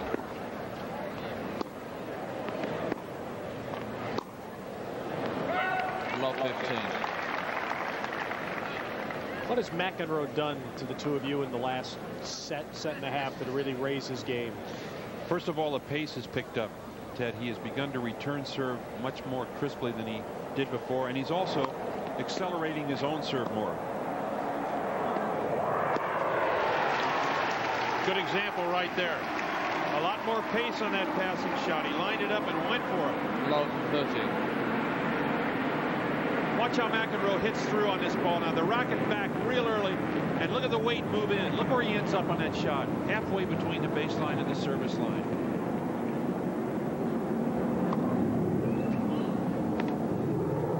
The major improvement really has been that he's cut out the unforced errors and taken his chances.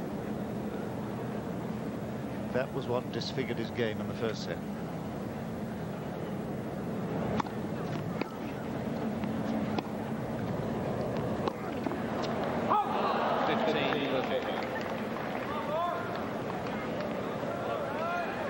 An approach shot floated for a moment there. I thought it might just hang over the baseline, but it dropped in.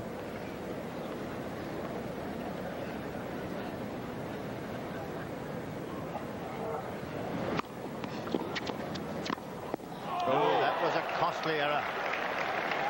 But John, a reason I think he missed that ball is because McEnroe has been so tough on the passing shots. You get to a point where you feel you have to overplay that first volley, and he did. McEnroe broke Woodforde to win the second set. He will have 2 chances to do the same in the third set.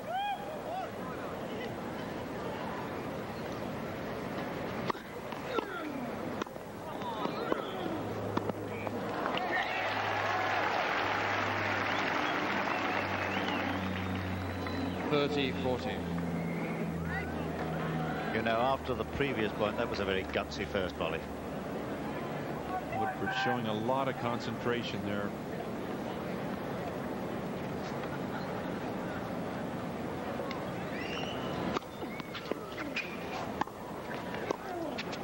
Well played.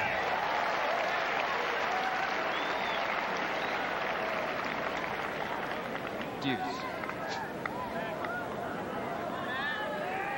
Woodforde has played marvelously on big points tonight.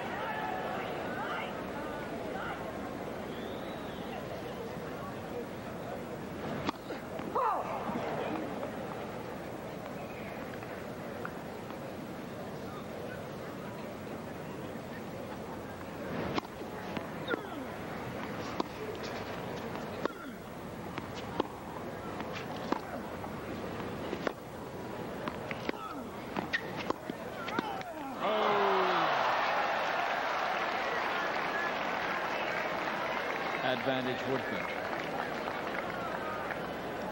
Everything went just as per schedule here. He really moves his weight into that. Look at the feet come off the ground. It's exactly what he wants to. Lines up the backhand volley and hits it into the net.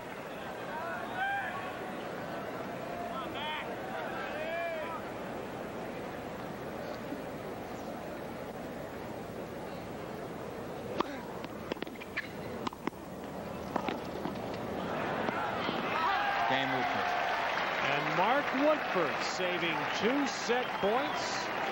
Holds to 5-all. 5 games all. You can take this set and put it away in the vaults. Bring it back sometime. Great tennis. I miss the white hat, don't you?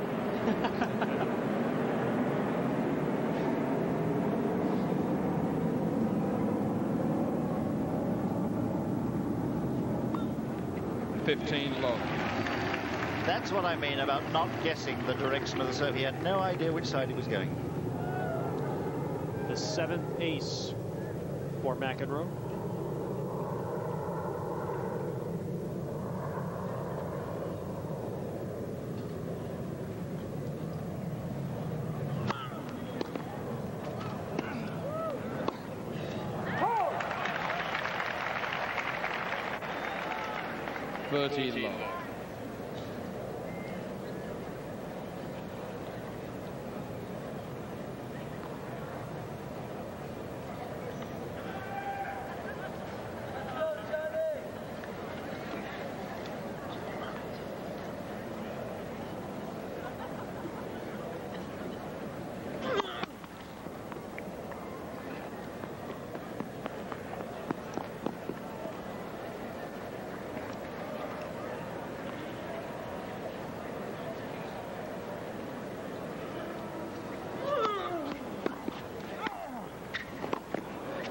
Low.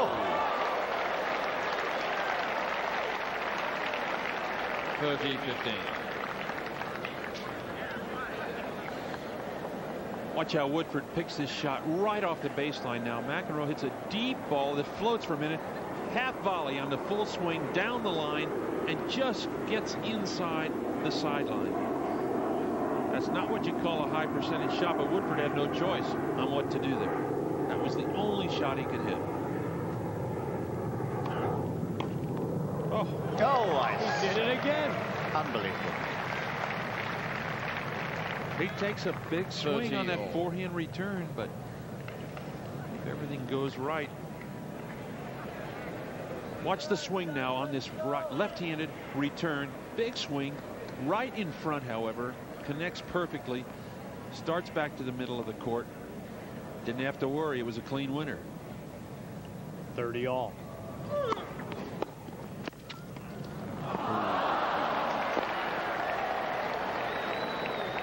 And now McEnroe faces one of those points, as he did in the second set. A break point against that would let Woodforde serve for the set.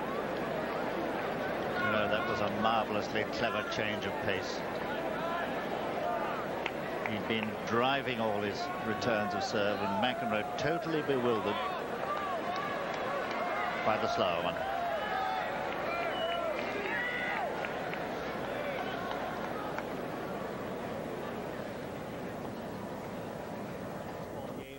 So close that one little slip up can change everything. And here was John McEnroe moments ago with 2 set points. And now Woodforde, Mark Woodforde, a left-handed Aussie, is serving for the 3rd set. I think we need Angela Lansbury here. Murder, she wrote. There's been murder of the serve of John McEnroe. He's lost his last 3.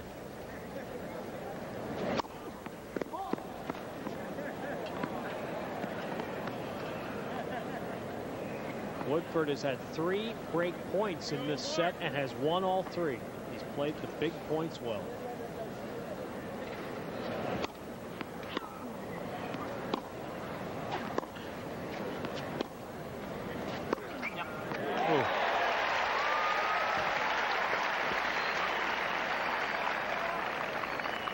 Love 15.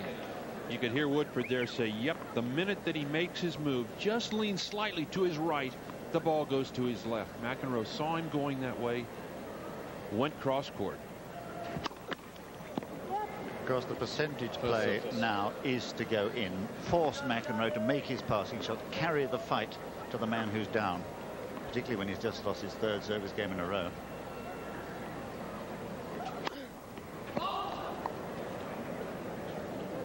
Glad to see he is following it in, but here is the key as to whether he's really confident. Will he follow the second serve in? I doubt it. He does. Oh, and a tough fall for Woodforde.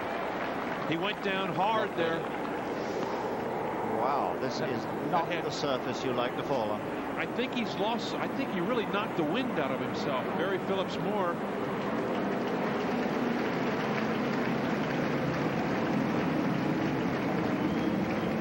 He might have done something here. Let's watch it one more time as he comes in. Now right there, he pushes off and both feet off the ground. He hit hard on that left knee, hit real hard on the left knee. That was a heavy fall. Yeah. There you can see it got skinned up a bit, but now the test will be this point right here. Look again, I think you'll see as he checks to push off just there, the foot slides and he never can regain his balance. And he has to make an attempt to play the volley at this stage of the match. 15 all. Sorry, love 30, of course. Excuse me, love 30, love 40. Love 40. Serve remains elusive here as McEnroe has 3 break points for a tie break.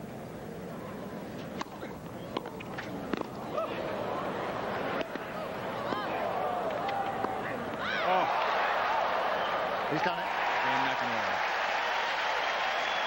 Great point by McEnroe. And we have a third set tiebreak.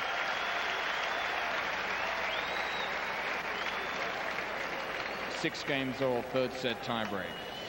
Watch the movement now. A good half volley by Woodforde. McEnroe on the full run, drills it cross court. He tries to half volley that ball. Watch John here, though. On the full run again, he swings on the forehand. Woodforde miraculously gets it, but it's going to go long. McEnroe to serve first. He is definitely shook up. A little blood coming out underneath the knee there of Woodforde.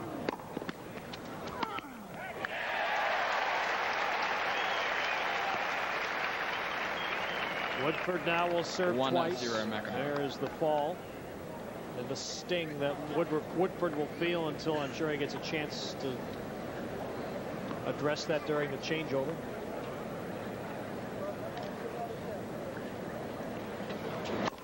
Oh! 7 points wins the tie break, but you must win by 2.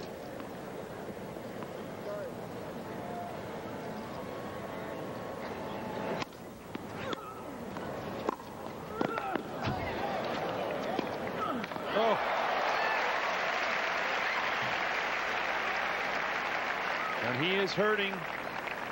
1-all. Woodforde quickly in, lines up this two-hander, drills it, but right after he does that, you can see him looking down. That leg is really giving him some pain right now.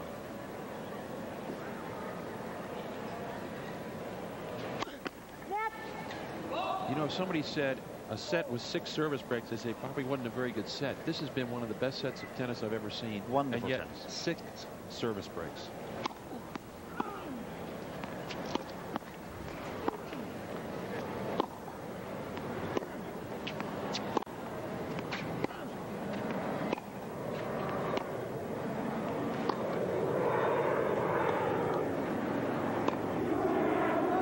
That's it.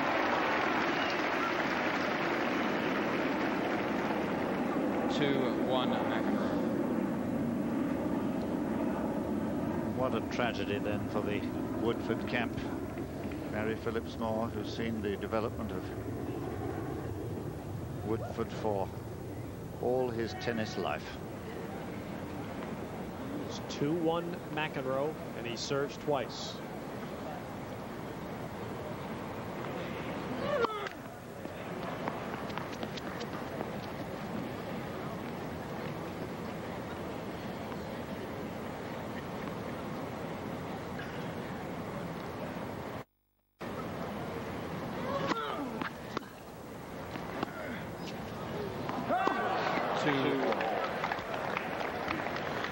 Woodforde tempting McEnroe there to hit to that two-hander on the return. He's leaving a lot of room open on the right side.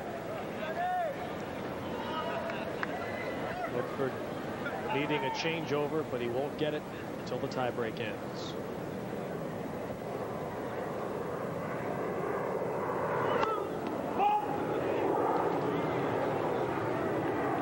I tell you, that knee is going to be desperately sore tomorrow. It won't be too bad now while it's warm.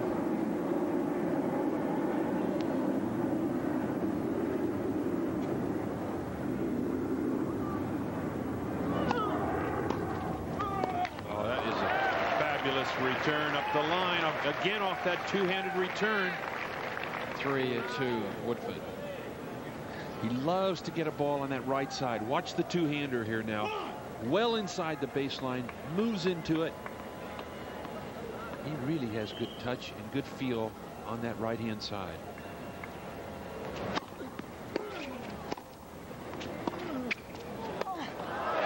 Ooh.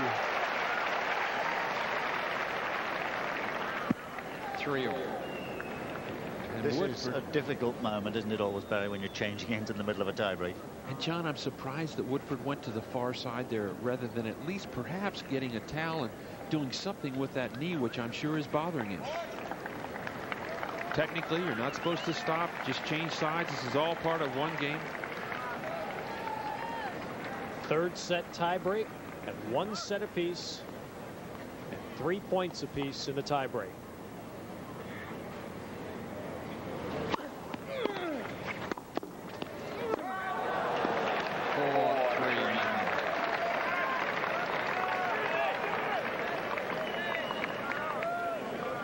Last 5 service points all gone against the serve. Sorry, 5 of the last 6. And now 2 serves for McEnroe, and he is leading 4 points to 3.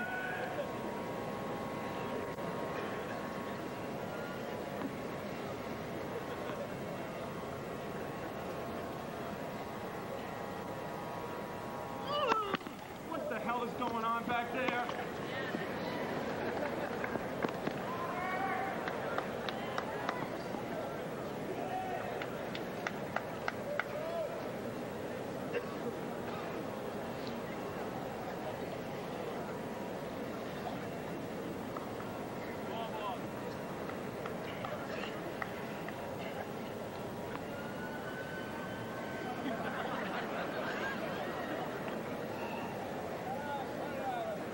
A disturbance.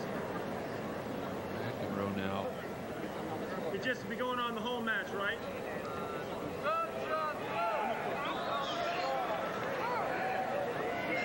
Unbelievable. McEnroe looking at a second serve here. Thank you. It is really rather too much, isn't it? And all McEnroe does here, besides upsetting Woodforde, is get the fans more riled. And have we been more than 30 seconds, or have we? I mean, easily. Easily.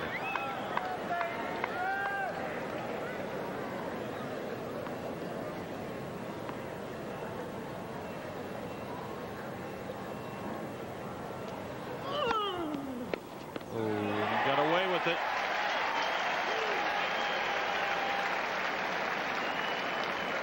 He's smarting.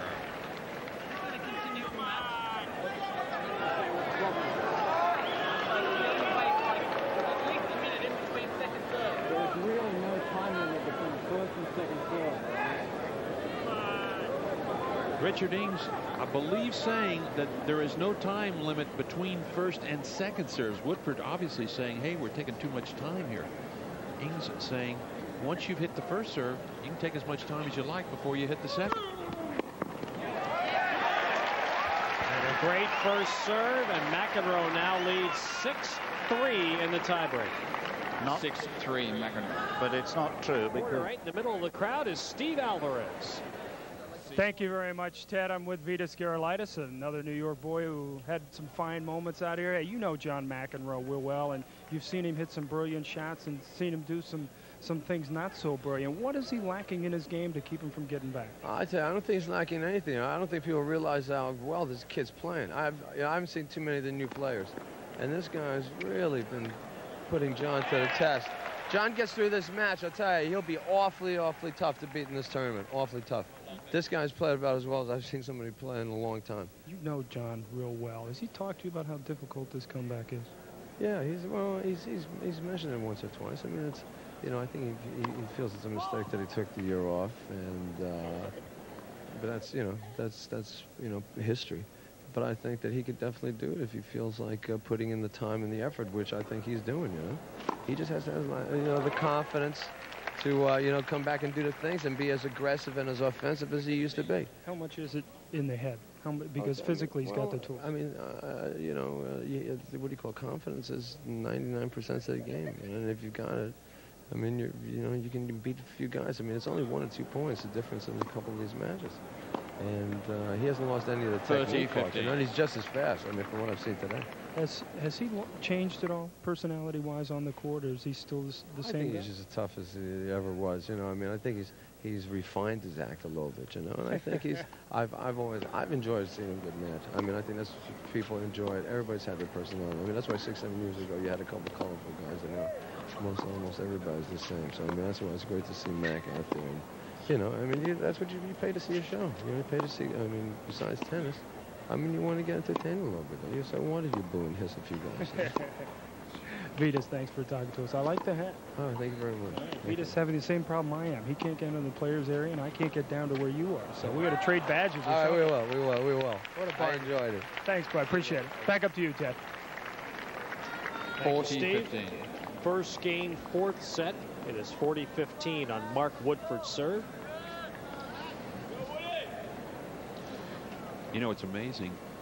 Gerolaitis and Steve were kind of right on the other end from McEnroe. Now, wouldn't have been marvelous if he said, hey, sit down up there, will you, Vitas?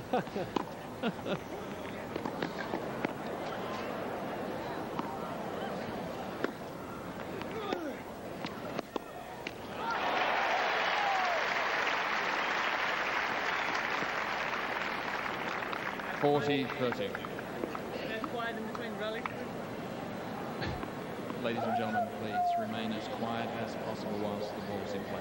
Thank you. There was a mass exodus during that changeover, but those who are remaining a little too noisy for the players.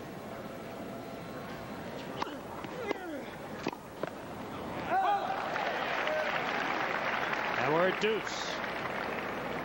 Deuce. He turned a little awkwardly after missing that volley. I'm wondering whether that knee is still troubling him.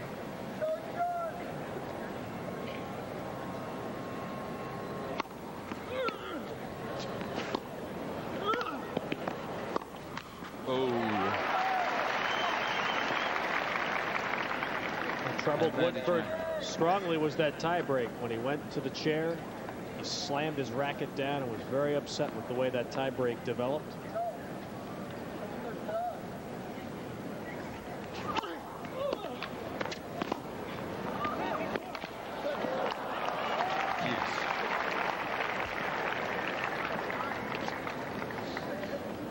That was an absolutely crucial point, and they both know it.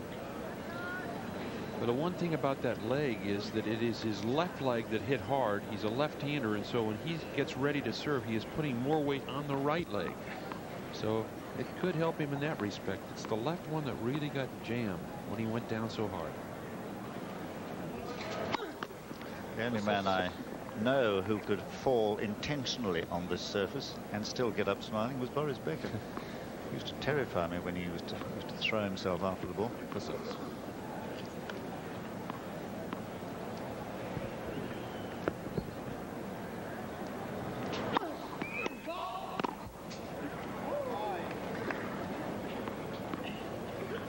Second serve on deuce. Point number 2.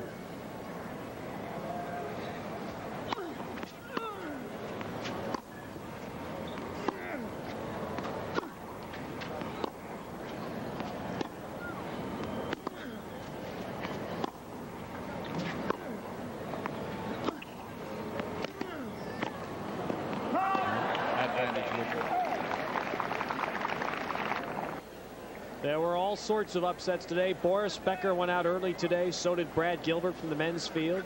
Pam Shriver from the women's field. Ladies Other and gentlemen, scores. quiet, please. Diego Nargiso of Italy beat Patrick Kunin of West Germany. The winner of this match plays Nargiso. Paul Annacone out on a 5th set tiebreak to John Frawley. And Canada's Martin Laurendo winning in straight sets over Menno Oosting of the Netherlands. Again, Diego Nargiso of Italy is the next opponent for the winner of this McEnroe-Woodforde match. So many good young Australians suddenly. Darren Cahill beating Becker today. This gentleman, Woodforde, playing so well. You've got Todd Woodbridge, Jason Stoltenberg, and Mark Kratzmann. It's like It's the young Australians like the young Americans. And we'll see Jason Stoltenberg tomorrow against Yannick Noah on USA. It's almost like a flashback, Ted, to the 50s and 60s when those great Australians just kept coming. Sedgman, McGregor, so many of them.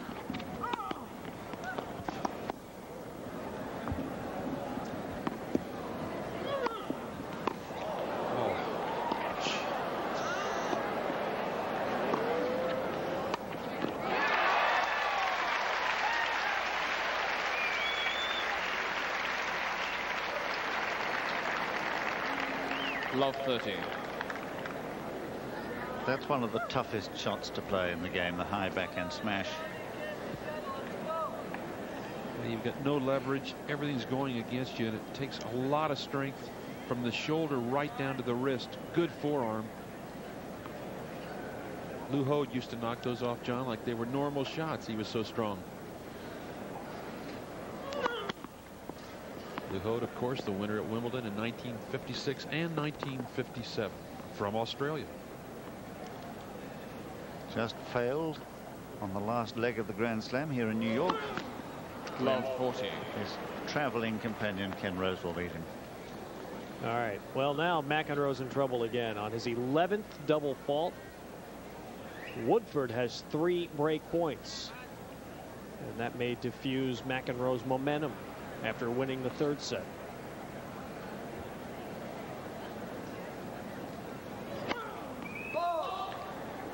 It just occurred to me, you know, that John McEnroe has only played 1 5-set match this year. That was Perez Roldan in the Davis Cup. He probably hasn't played a 5-set match for about a year. Ooh. He'll want to finish it in 4. 15-40.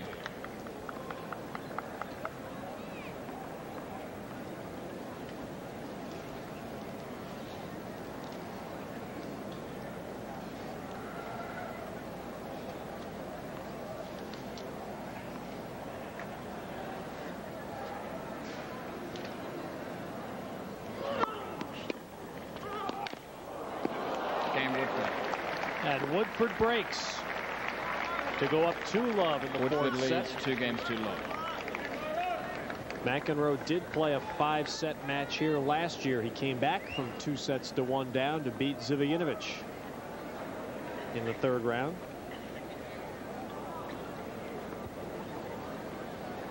But he has played so few matches this year.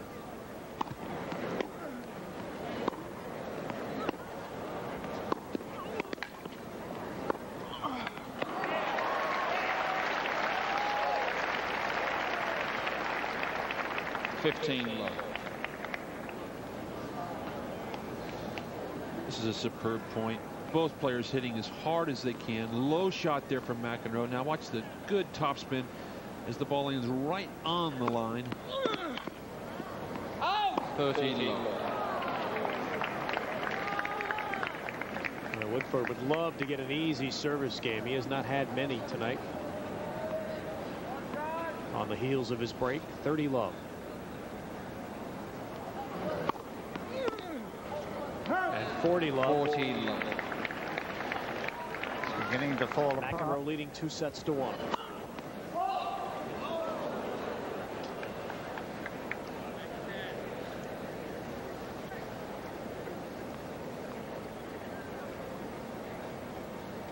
That's a pretty decisive figure there.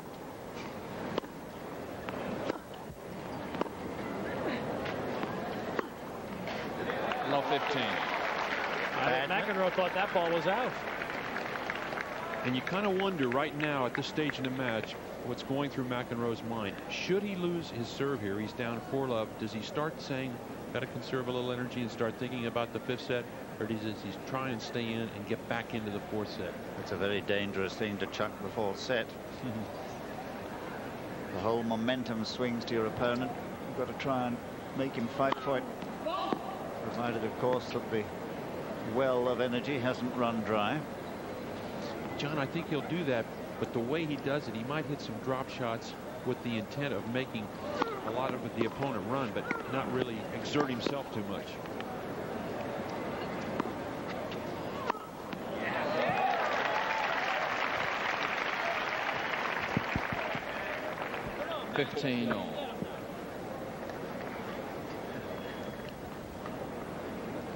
No question of his fitness. He played a 10-8 5th set at Wimbledon this year against Yvonne Lendl.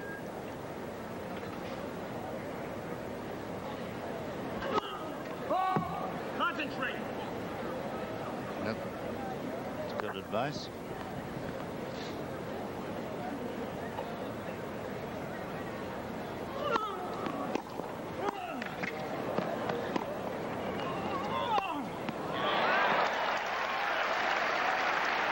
That's a great athletic smash.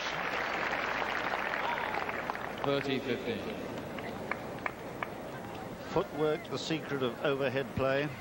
Getting back under the falling ball quickly, and the leap.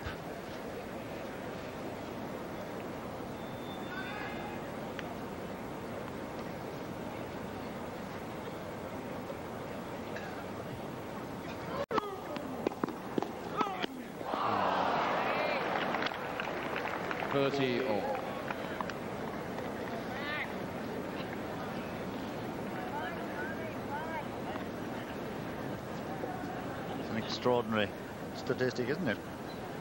Wouldn't one of the Swedes love to break that reign this year? You'll see Connors and Lendl tomorrow on USA. And of course, Lendl has been in 6 of those 10 finals. 40-30. The last 6. Noon Eastern tomorrow, and then again at 7:30 Eastern time tomorrow night.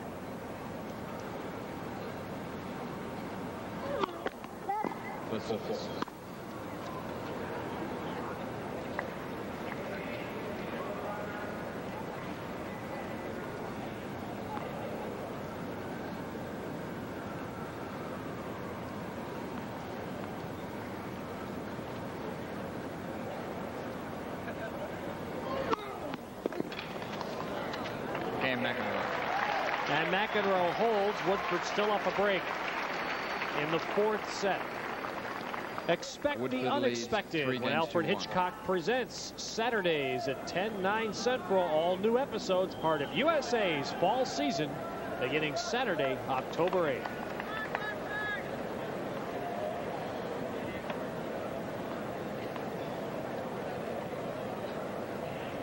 Well, it's perhaps the biggest game of the match, I think, because if McEnroe could somehow break back here, we got a new set going, and yet Woodforde is serving extremely well. If he goes to a 4-1 lead, I think we're going to have a 5-setter.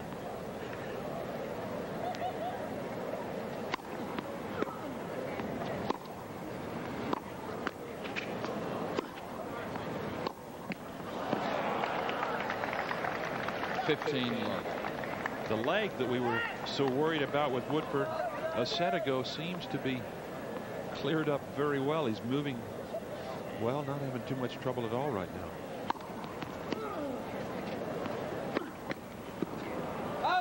15 all. The bruise will only start to affect him when he's stopped playing and rested a bit. Tomorrow morning he'll get out of bed very sore.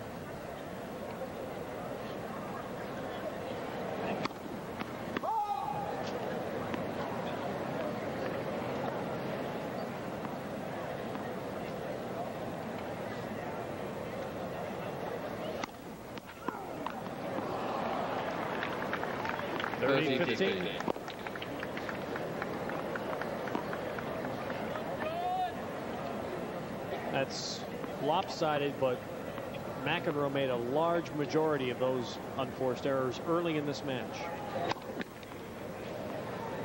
There are signs now that they're creeping back.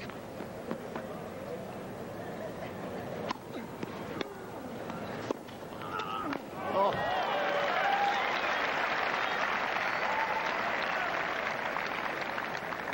(40-15). Again, the good control here from Woodforde. He actually gets backed up. Watch him. He is moving backwards as he hits the shot, but a lot of strength in the forearm, and he used the wrist. A beautiful stretch this from McEnroe.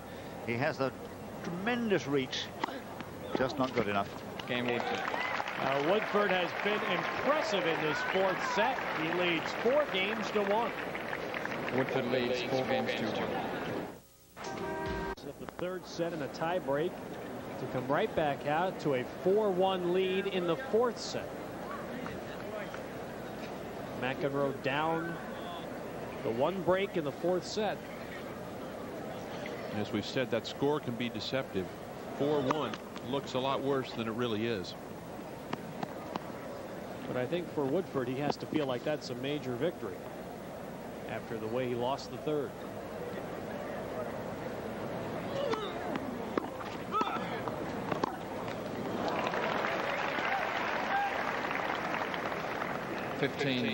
He has broken McEnroe's serve 8 times in the match.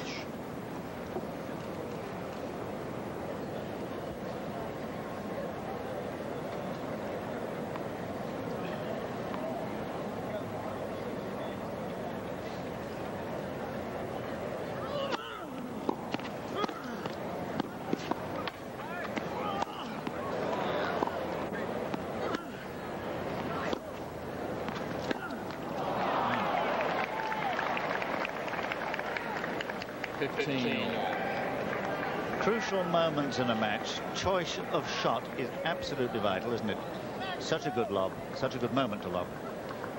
Notice one other thing on the return of serve. Woodforde seems to have been able to pick up the direction of the McEnroe serve just a split second early. He's quick on the return. He's got a good stance.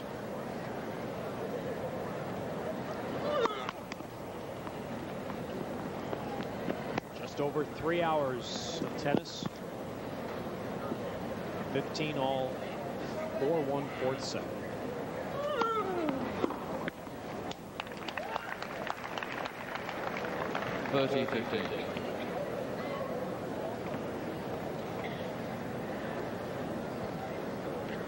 Who do you like in a fifth set, Barry? John, you shouldn't ask me that. Not at this crucial stage in the fourth.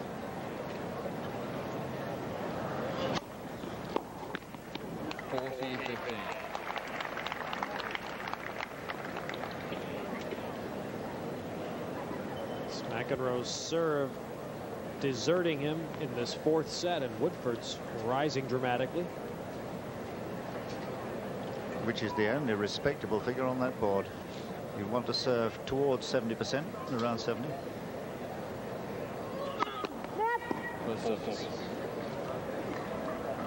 Well, those figures might tell a little bit about how strong the return of serve has been tonight. A lot of second serves being dished up.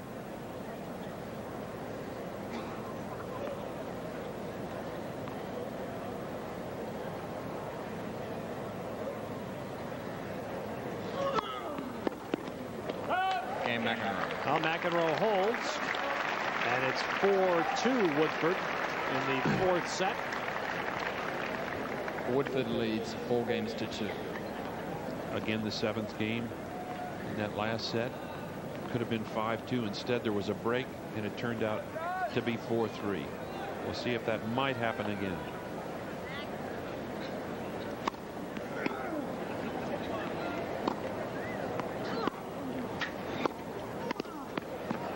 Good.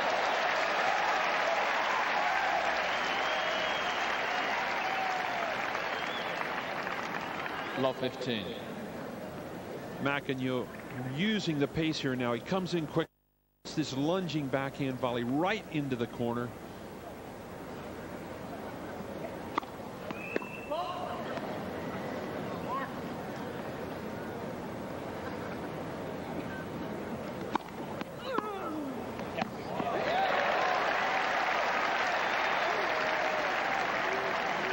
I'm not sure he meant to make quite so good a return on that ball. He had the idea to come in behind it, but once he hit it, I'm sure he surprised himself slightly. Didn't mean to hit it quite that well.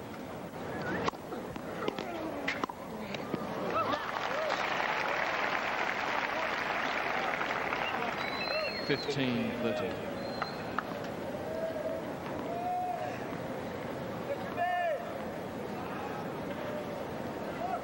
Woodforde ready, and McEnroe's walking.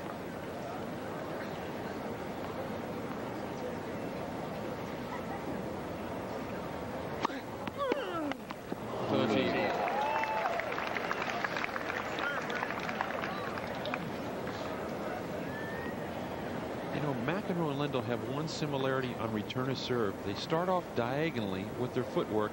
There you see one leg behind, and then as the ball's in the air, they'll come up parallel. Good serving.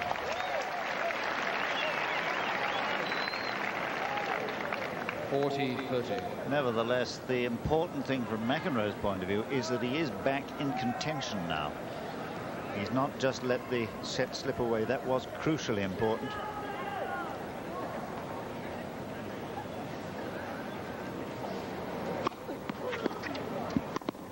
And Woodforde comes back to win. He leads 5-2 in the fourth.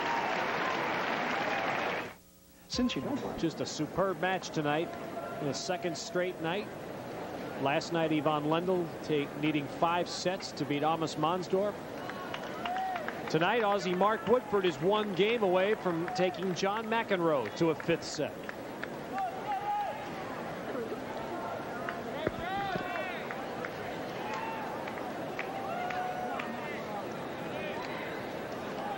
Quiet, please. McEnroe still down a break in this 4th set to serve.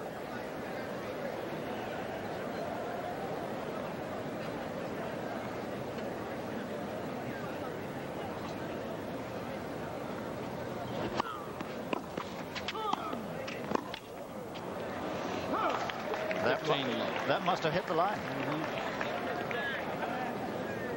Woodforde had a look over at the lines person, no call. It did look like it was going to float long there for a moment. Still not convinced.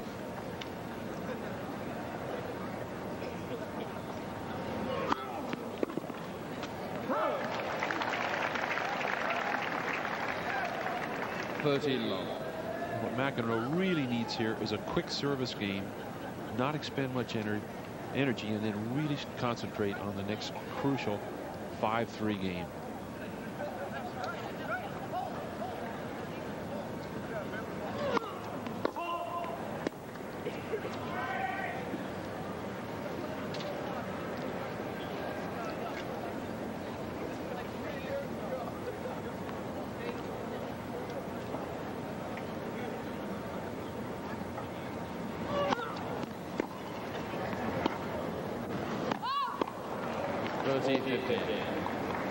McEnroe's ball out on the sideline.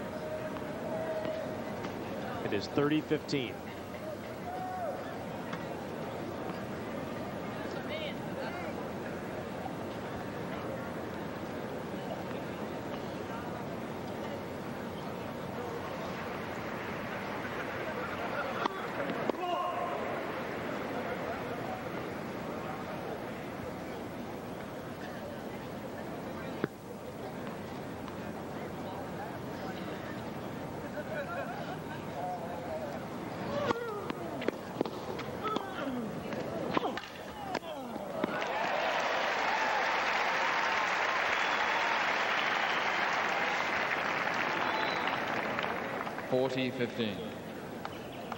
Great coverage up here. The only way McEnroe gets this ball is to start early, which he did.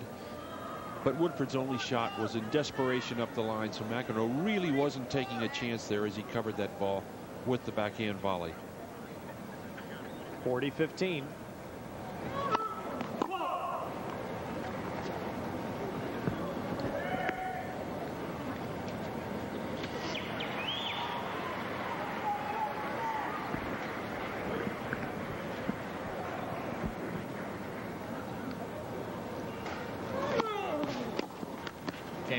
And McEnroe holds. And will now try to break as Mark Woodforde will serve for the 4th set. Woodforde leads 5 games to 3.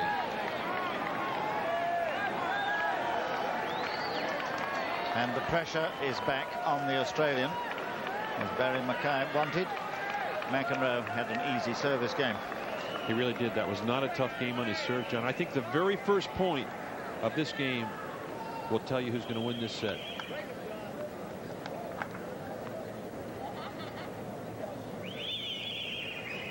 Oh, just as Woodforde gets ready for the toss, some whistles.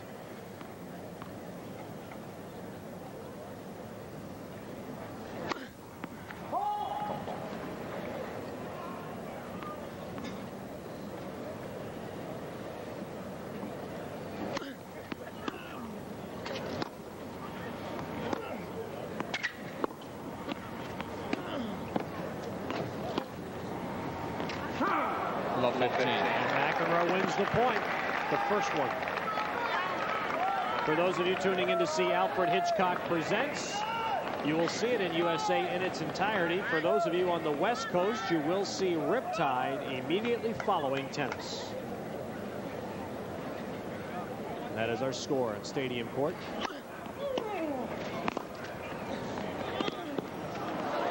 Oh, and he tries a drop volley.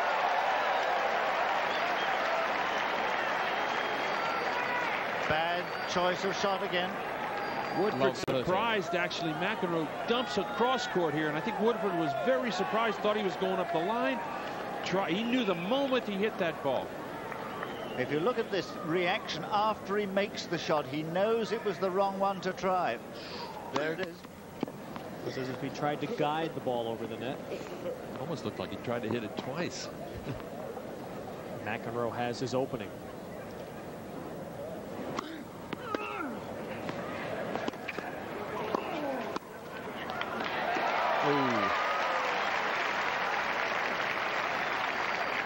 Tracy Austin enjoying this men's match. She's just beginning what John McEnroe has been trying for 2 years to do. Come back to #1. Tracy Austin playing doubles here. Of course, going through McEnroe's mind now is the fact that Woodforde, he had him love 30 in his last service game, and here it goes again.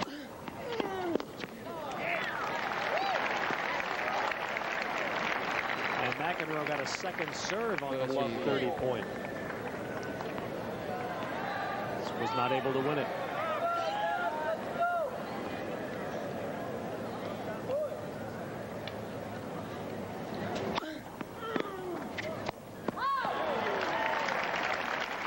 Well, you have to give Woodforde credit. When he's had to come through in difficult situations, he has been extremely strong. Love 30 down. He's played a great game to get to 40-30 here. Set point.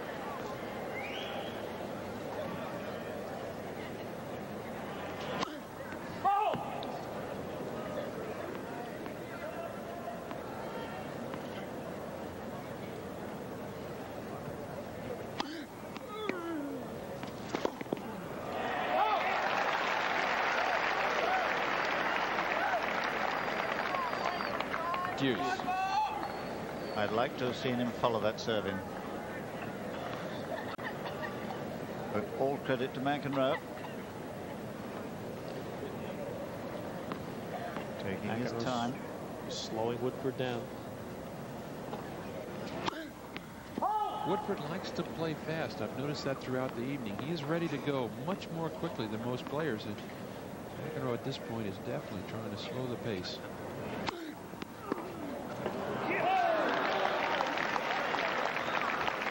That was the shot of a man who's really not played enough tennis matches.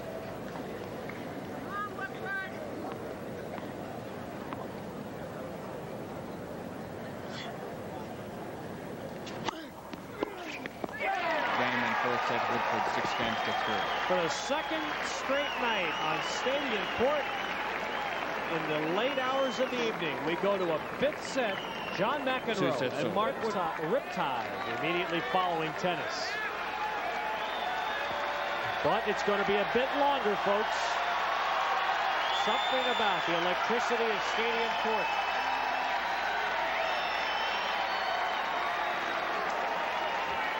the 3 hours and 18 minutes they've seen, and now they urge McEnroe on in this fifth set. Thank you.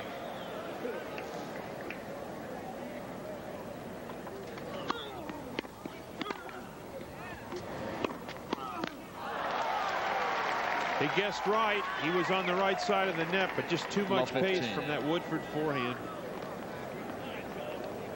John mentioned earlier, McEnroe has had one 5-set match this year in Davis Cup. He won it. Woodforde has played 4 5-set matches this year, winning 2 and losing 2.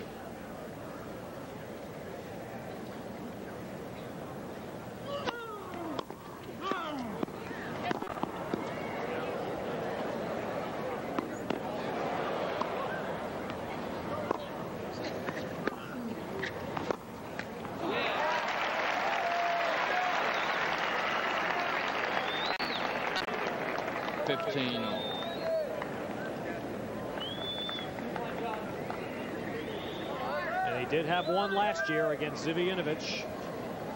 It's an amazing feat. That really is.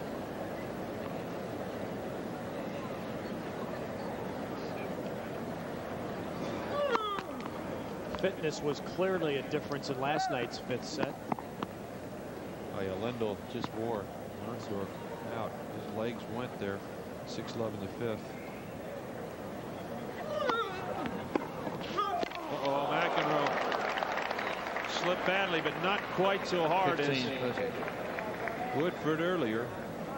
Same exact spot as Woodforde's ball. Look at it one more time as he gets set there. You see the right leg caved in as he pushed off. Dropped that racket in a hurry to brace his fall. John Sr. and Tatum a little concerned. You were making the point just now about McEnroe not having played more than one 5-set match. He hasn't played many matches at all this year, just 23. 15.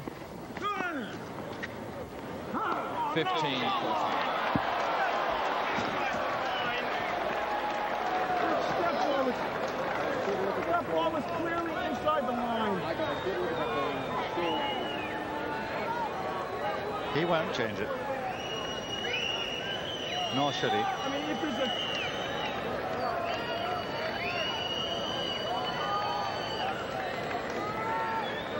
McEnroe had his moments in the first set, but has been relatively controlled since.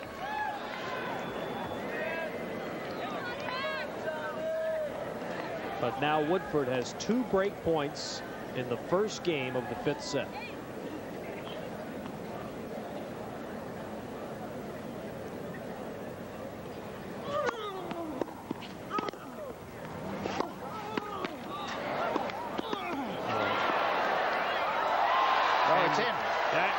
Incredible on the passing shot. First game, final set. Mark Woodforde breaks to start the 5th set. We're back after this from your local. Let frustrations show during the changeover.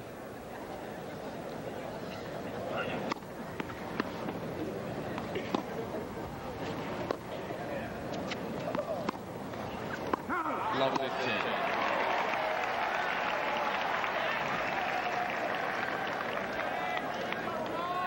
McEnroe verbally went at it with chair umpire Richard Ings during the changeover.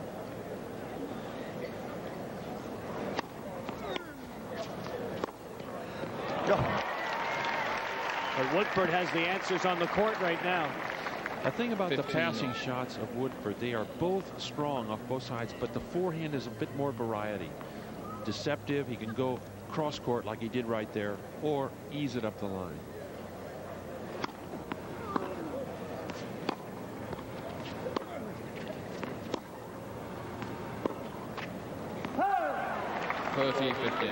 And you know, the interesting thing is that when you are in a crucial moment in a match, you don't think about what you're doing. You just react to the ball and play. You just play instinctively. Woodforde now in his 46th match of this season, and McEnroe only in his 24th. That's why.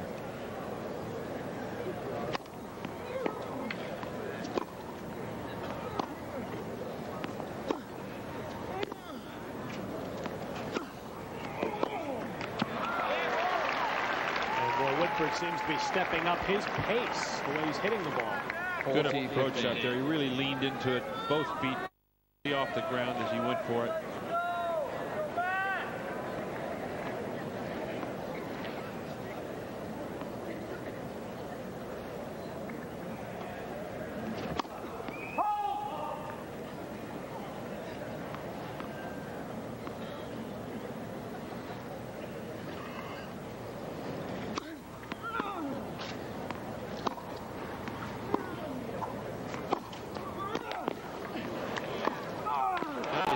Too good.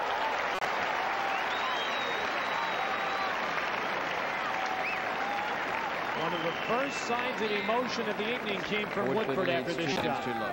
Just too good. McEnroe stretches. Now watch this cross-court passing shot. It stays low. McEnroe went for it. It was too good. Right after that, Woodforde, for the first time tonight, a little emotion.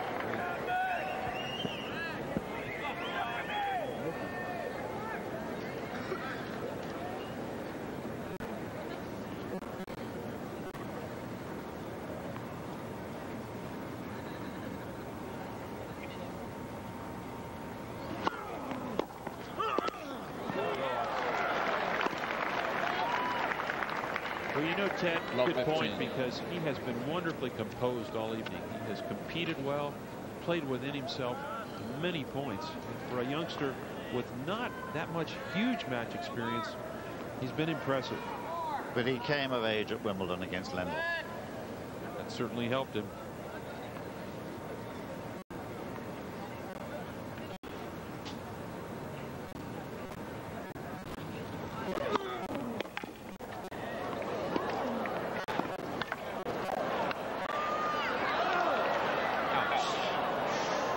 Unlucky. 15 all. 15 all. I don't think he heard the call. That's right, he didn't. There's so much noise going on here, but Ings is just explaining that it was called, and he was right. I saw it, saw the arm guard at the far end. Richard Ings of Australia, the chair umpire. And really one of the full-time touring umpires. He's all over the world and has had a lot of experience.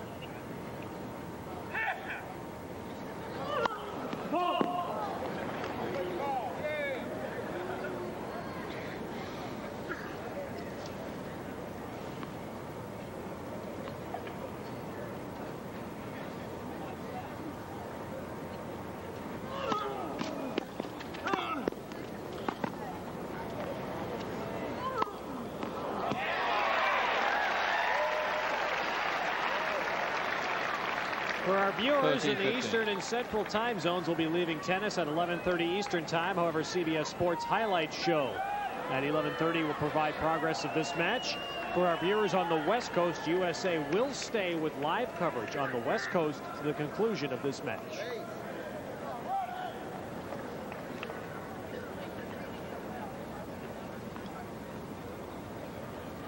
(30-15). 40-15. And a game McEnroe absolutely must win.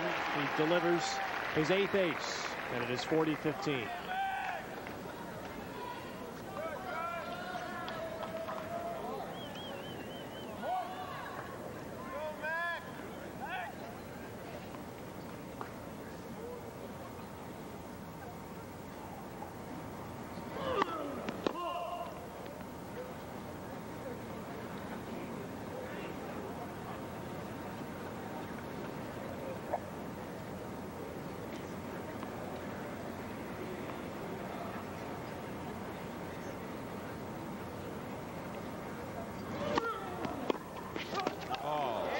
Oh dear, nasty one. 40-30. Out of pace as McEnroe goes for his shoe. He'll towel off. The left arm went under in a big hurry there.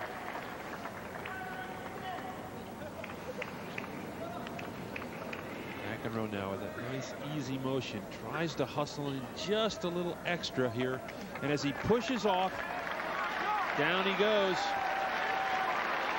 And seeing it from another angle, that was where the left foot slipped. The traction was not there. That was a nasty fall. Very sensibly, though, he went to towel off. It's a terrible mistake to get up and go straight on. You want to compose yourself. 40-30.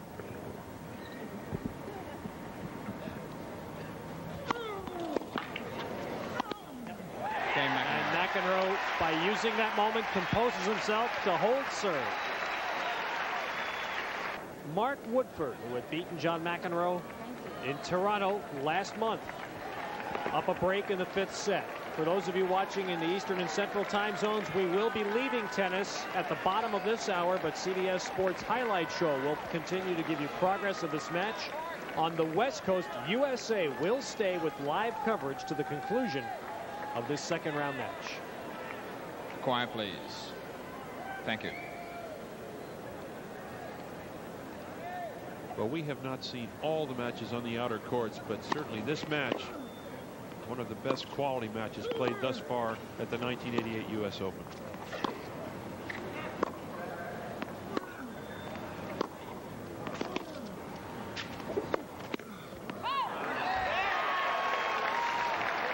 And the reason why, perhaps, gentlemen, both players have raised the level of their game as the match has progressed. It has been an accelerating progress of skill. Quite delightful to watch.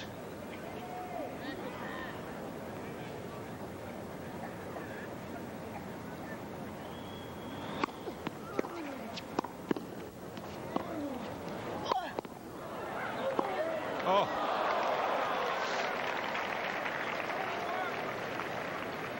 $15 all.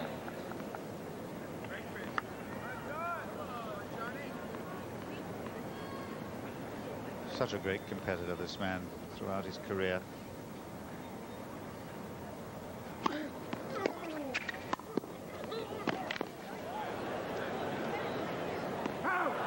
$30-15.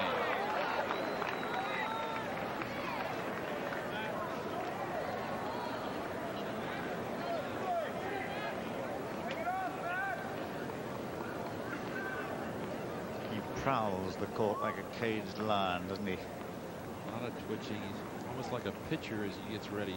A little idiosyncrasies that he goes through. Fault. Oh, it's an overall.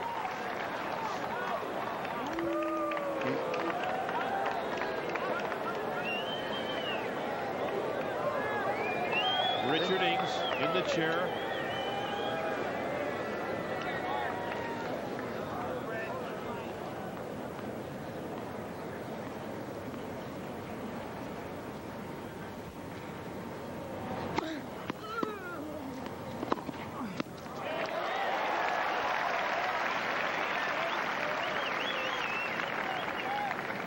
$40-15. Woodforde has held his serve 6 straight times, and McEnroe must end that streak to stay in the match at some point.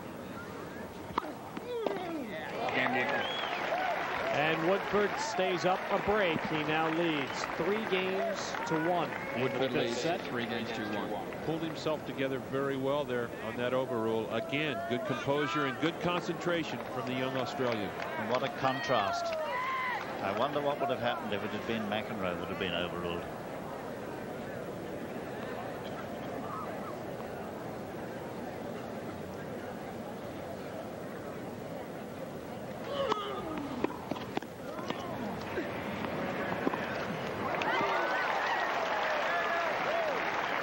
Again, on our Eastern and Central time zones, viewers, we will be leaving tennis at 11:30 Eastern time.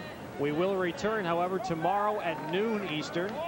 Matches featuring Jimmy Connors, Chris Evert, and Andre Agassi's second-round matches. And at 7:30 Eastern tomorrow night, Gabriela Sabatini and the young American 16-year-old Michael Chang. What a lineup. A lot of people think Sabatini with some kind of a chance to perhaps stop the great streak of Steffi.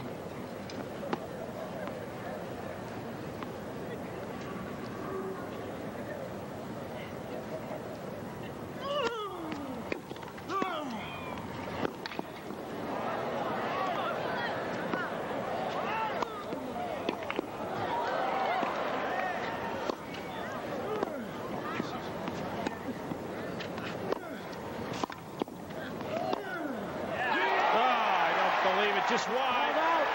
Love 30.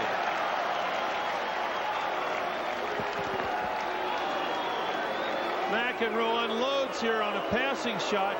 Watch this great shot as he goes up the line for the ball. He thought it got in. The linesman hesitated and then called out.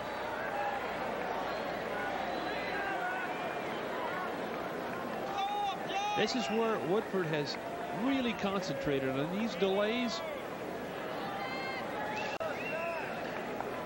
He's been through all this before. Yep. In a Davis Cup match against LeConte earlier this year. He learned a wonderful lesson.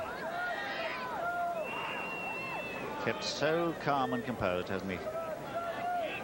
But right now, all the pressure is there. He must hold serve here. And he's at love 30.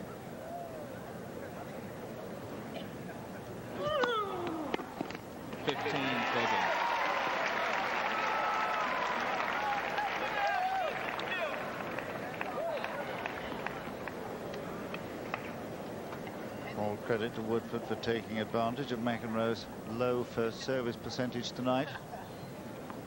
From this moment on, it would be a great help to his cause if he could get the first ball in.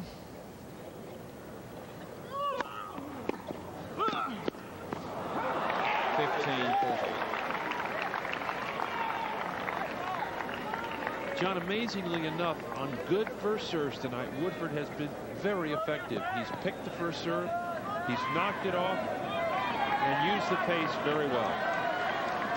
Woodforde's percentage there nearly respectable. McEnroe's too low. And this is it for McEnroe. He would be down 2 breaks if he loses here. Not even close.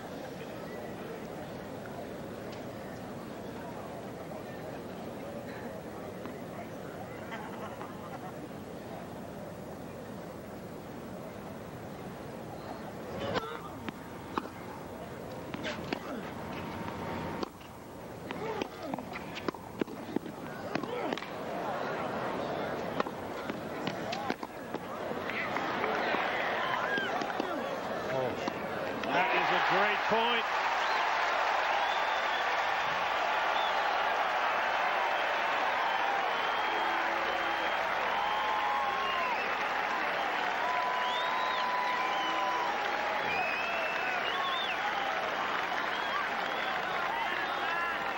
That'll rank with the best points of tonight.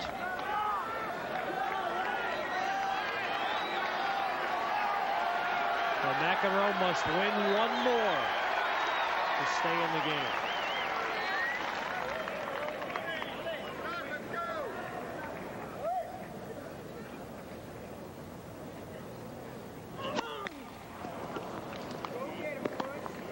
So let's see if Woodforde continues to creep in on the second serve on a break point.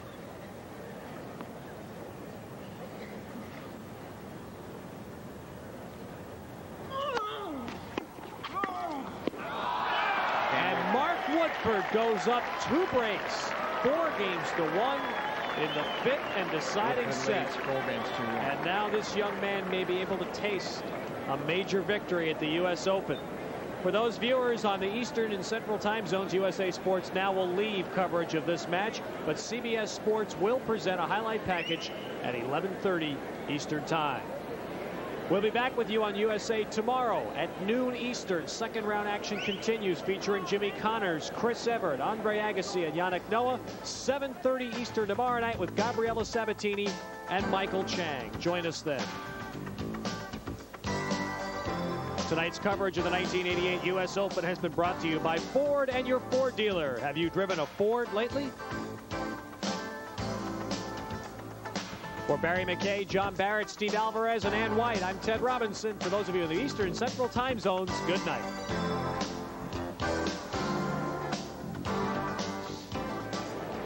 And for those of you on the West Coast, welcome back.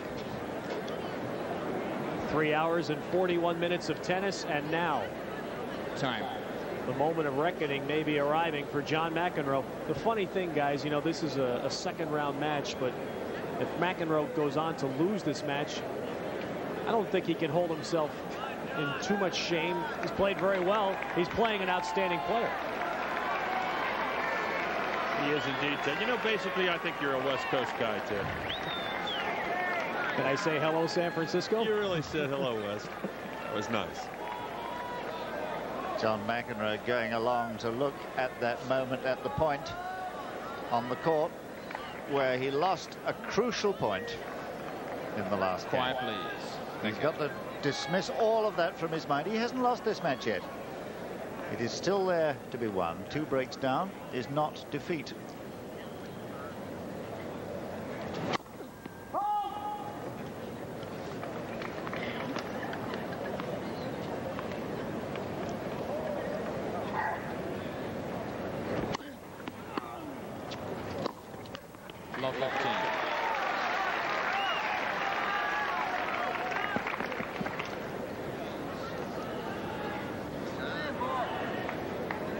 Stadium court, U.S. Open.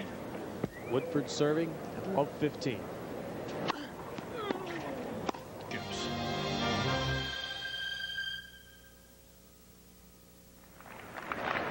We are live from the National Tennis Meadow, New York at the U.S. Open. And our highlights are taking you to the 5th round, the 5th set of the 2nd round action between Mark Woodforde and Jon McEnroe, with a 22-year-old Australian from Adelaide up 4 games to 1 in the deciding 5th set. Woodforde serving broke Jon McEnroe in the first game of this 5th set, and again to go ahead 4 games to 1.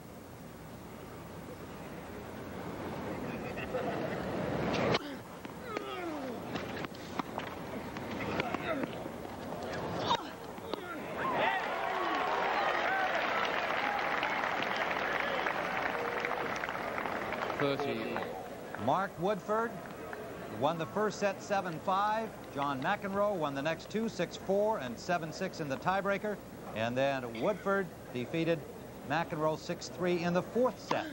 Richard Ings, the chair umpire for the match. And Woodforde with a victory over McEnroe in the Canadian Open at Toronto just a few.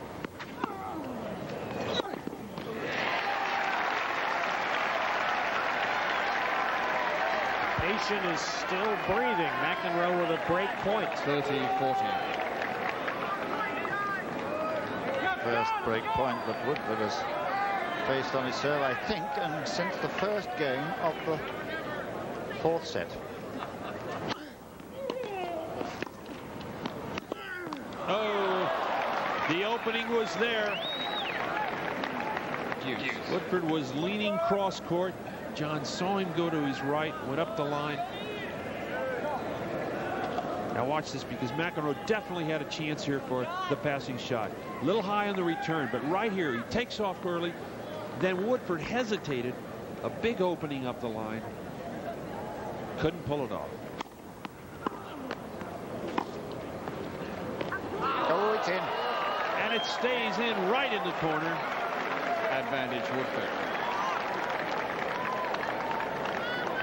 It was one of those balls you would have sworn it was going to go out. It looked like it was curving out and just hung in at the last moment.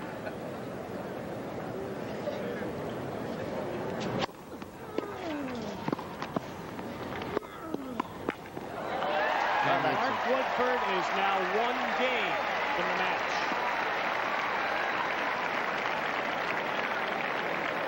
Woodforde leads 5 games to 1. Well, really, that is a marvelous performance from this young man. It really is. He's played a calm and collected match throughout. He's taken all that McEnroe has given him in the tantrum department calmly. John McEnroe Sr. on the left. Tatum O'Neal McEnroe on the right.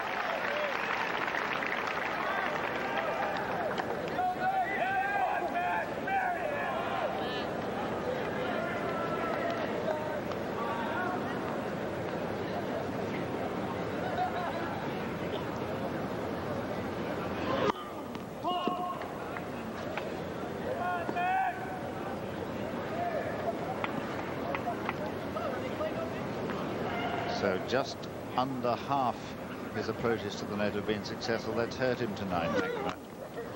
Well, I think it says a lot for the great passing shots and how well and low Woodforde has kept the ball. McEnroe, a superb volleyer, and yet this young man right here has really kept him on his toes up at net. 12 double faults by McEnroe.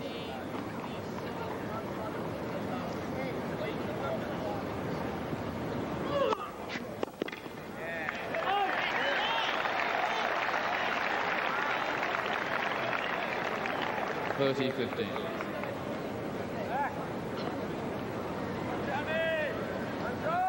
We apologize for the technical glitch a few moments ago that confused the feeds that you were watching. CBS and USA. This is USA Sports.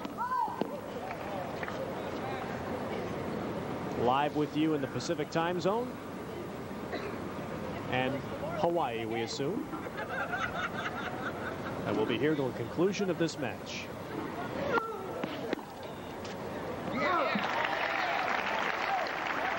(40-15). Woodforde knows that he's going to get the match on his racket in a moment. This match closing in on 4 hours. 3 hours and 48 minutes. Oh.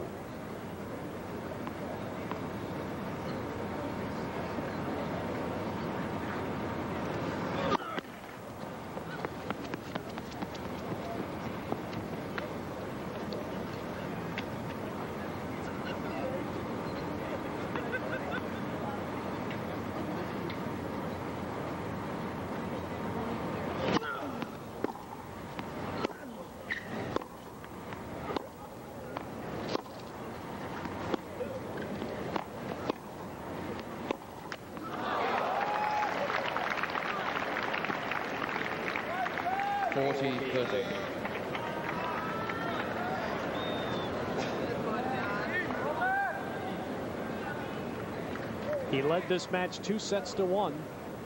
Won an emotional tiebreak in the third set and seemed to have the momentum.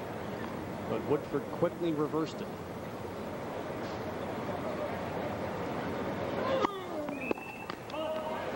That perhaps is the most impressive thing about Woodforde tonight.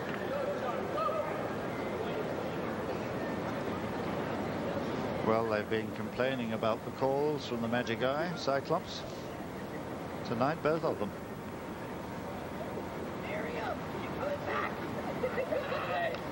Jeez.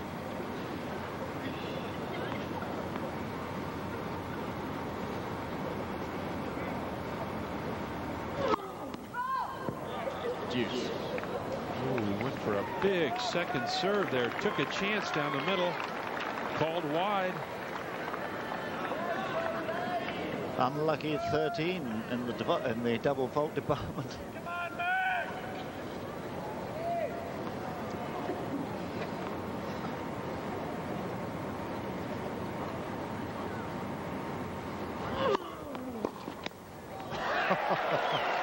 That backhand down the line has been superb all night for Woodforde. Advantage Woodforde.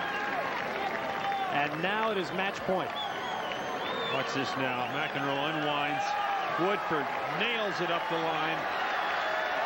He has hit that two-handed return about as well as I've ever seen him hit it throughout these 5 sets. What a moment for Barry Phillips-Moore.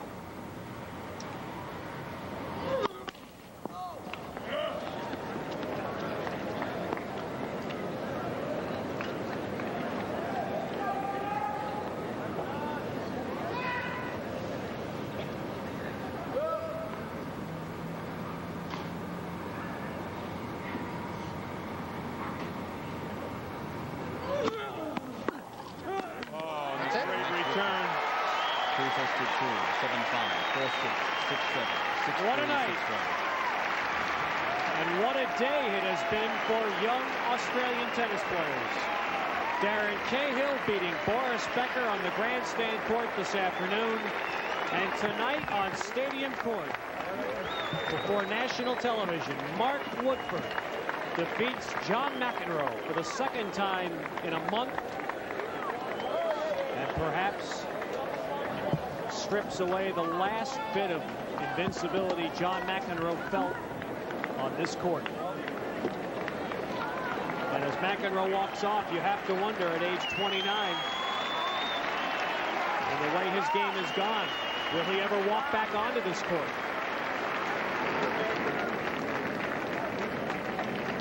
Well, a great victory for Woodforde, no question about it. McEnroe congratulated him well there at the end. I thought he walked up and said, "Too good, you beat me fair and square." That's the way McEnroe must feel. This is a tip-your-hat evening. You tip your hat to that gentleman. He played outstanding tennis. He really kept it together, Ted. I was totally impressed with his concentration and competitiveness. Well, it has been an unbelievable day here at the National Tennis Center. Upset.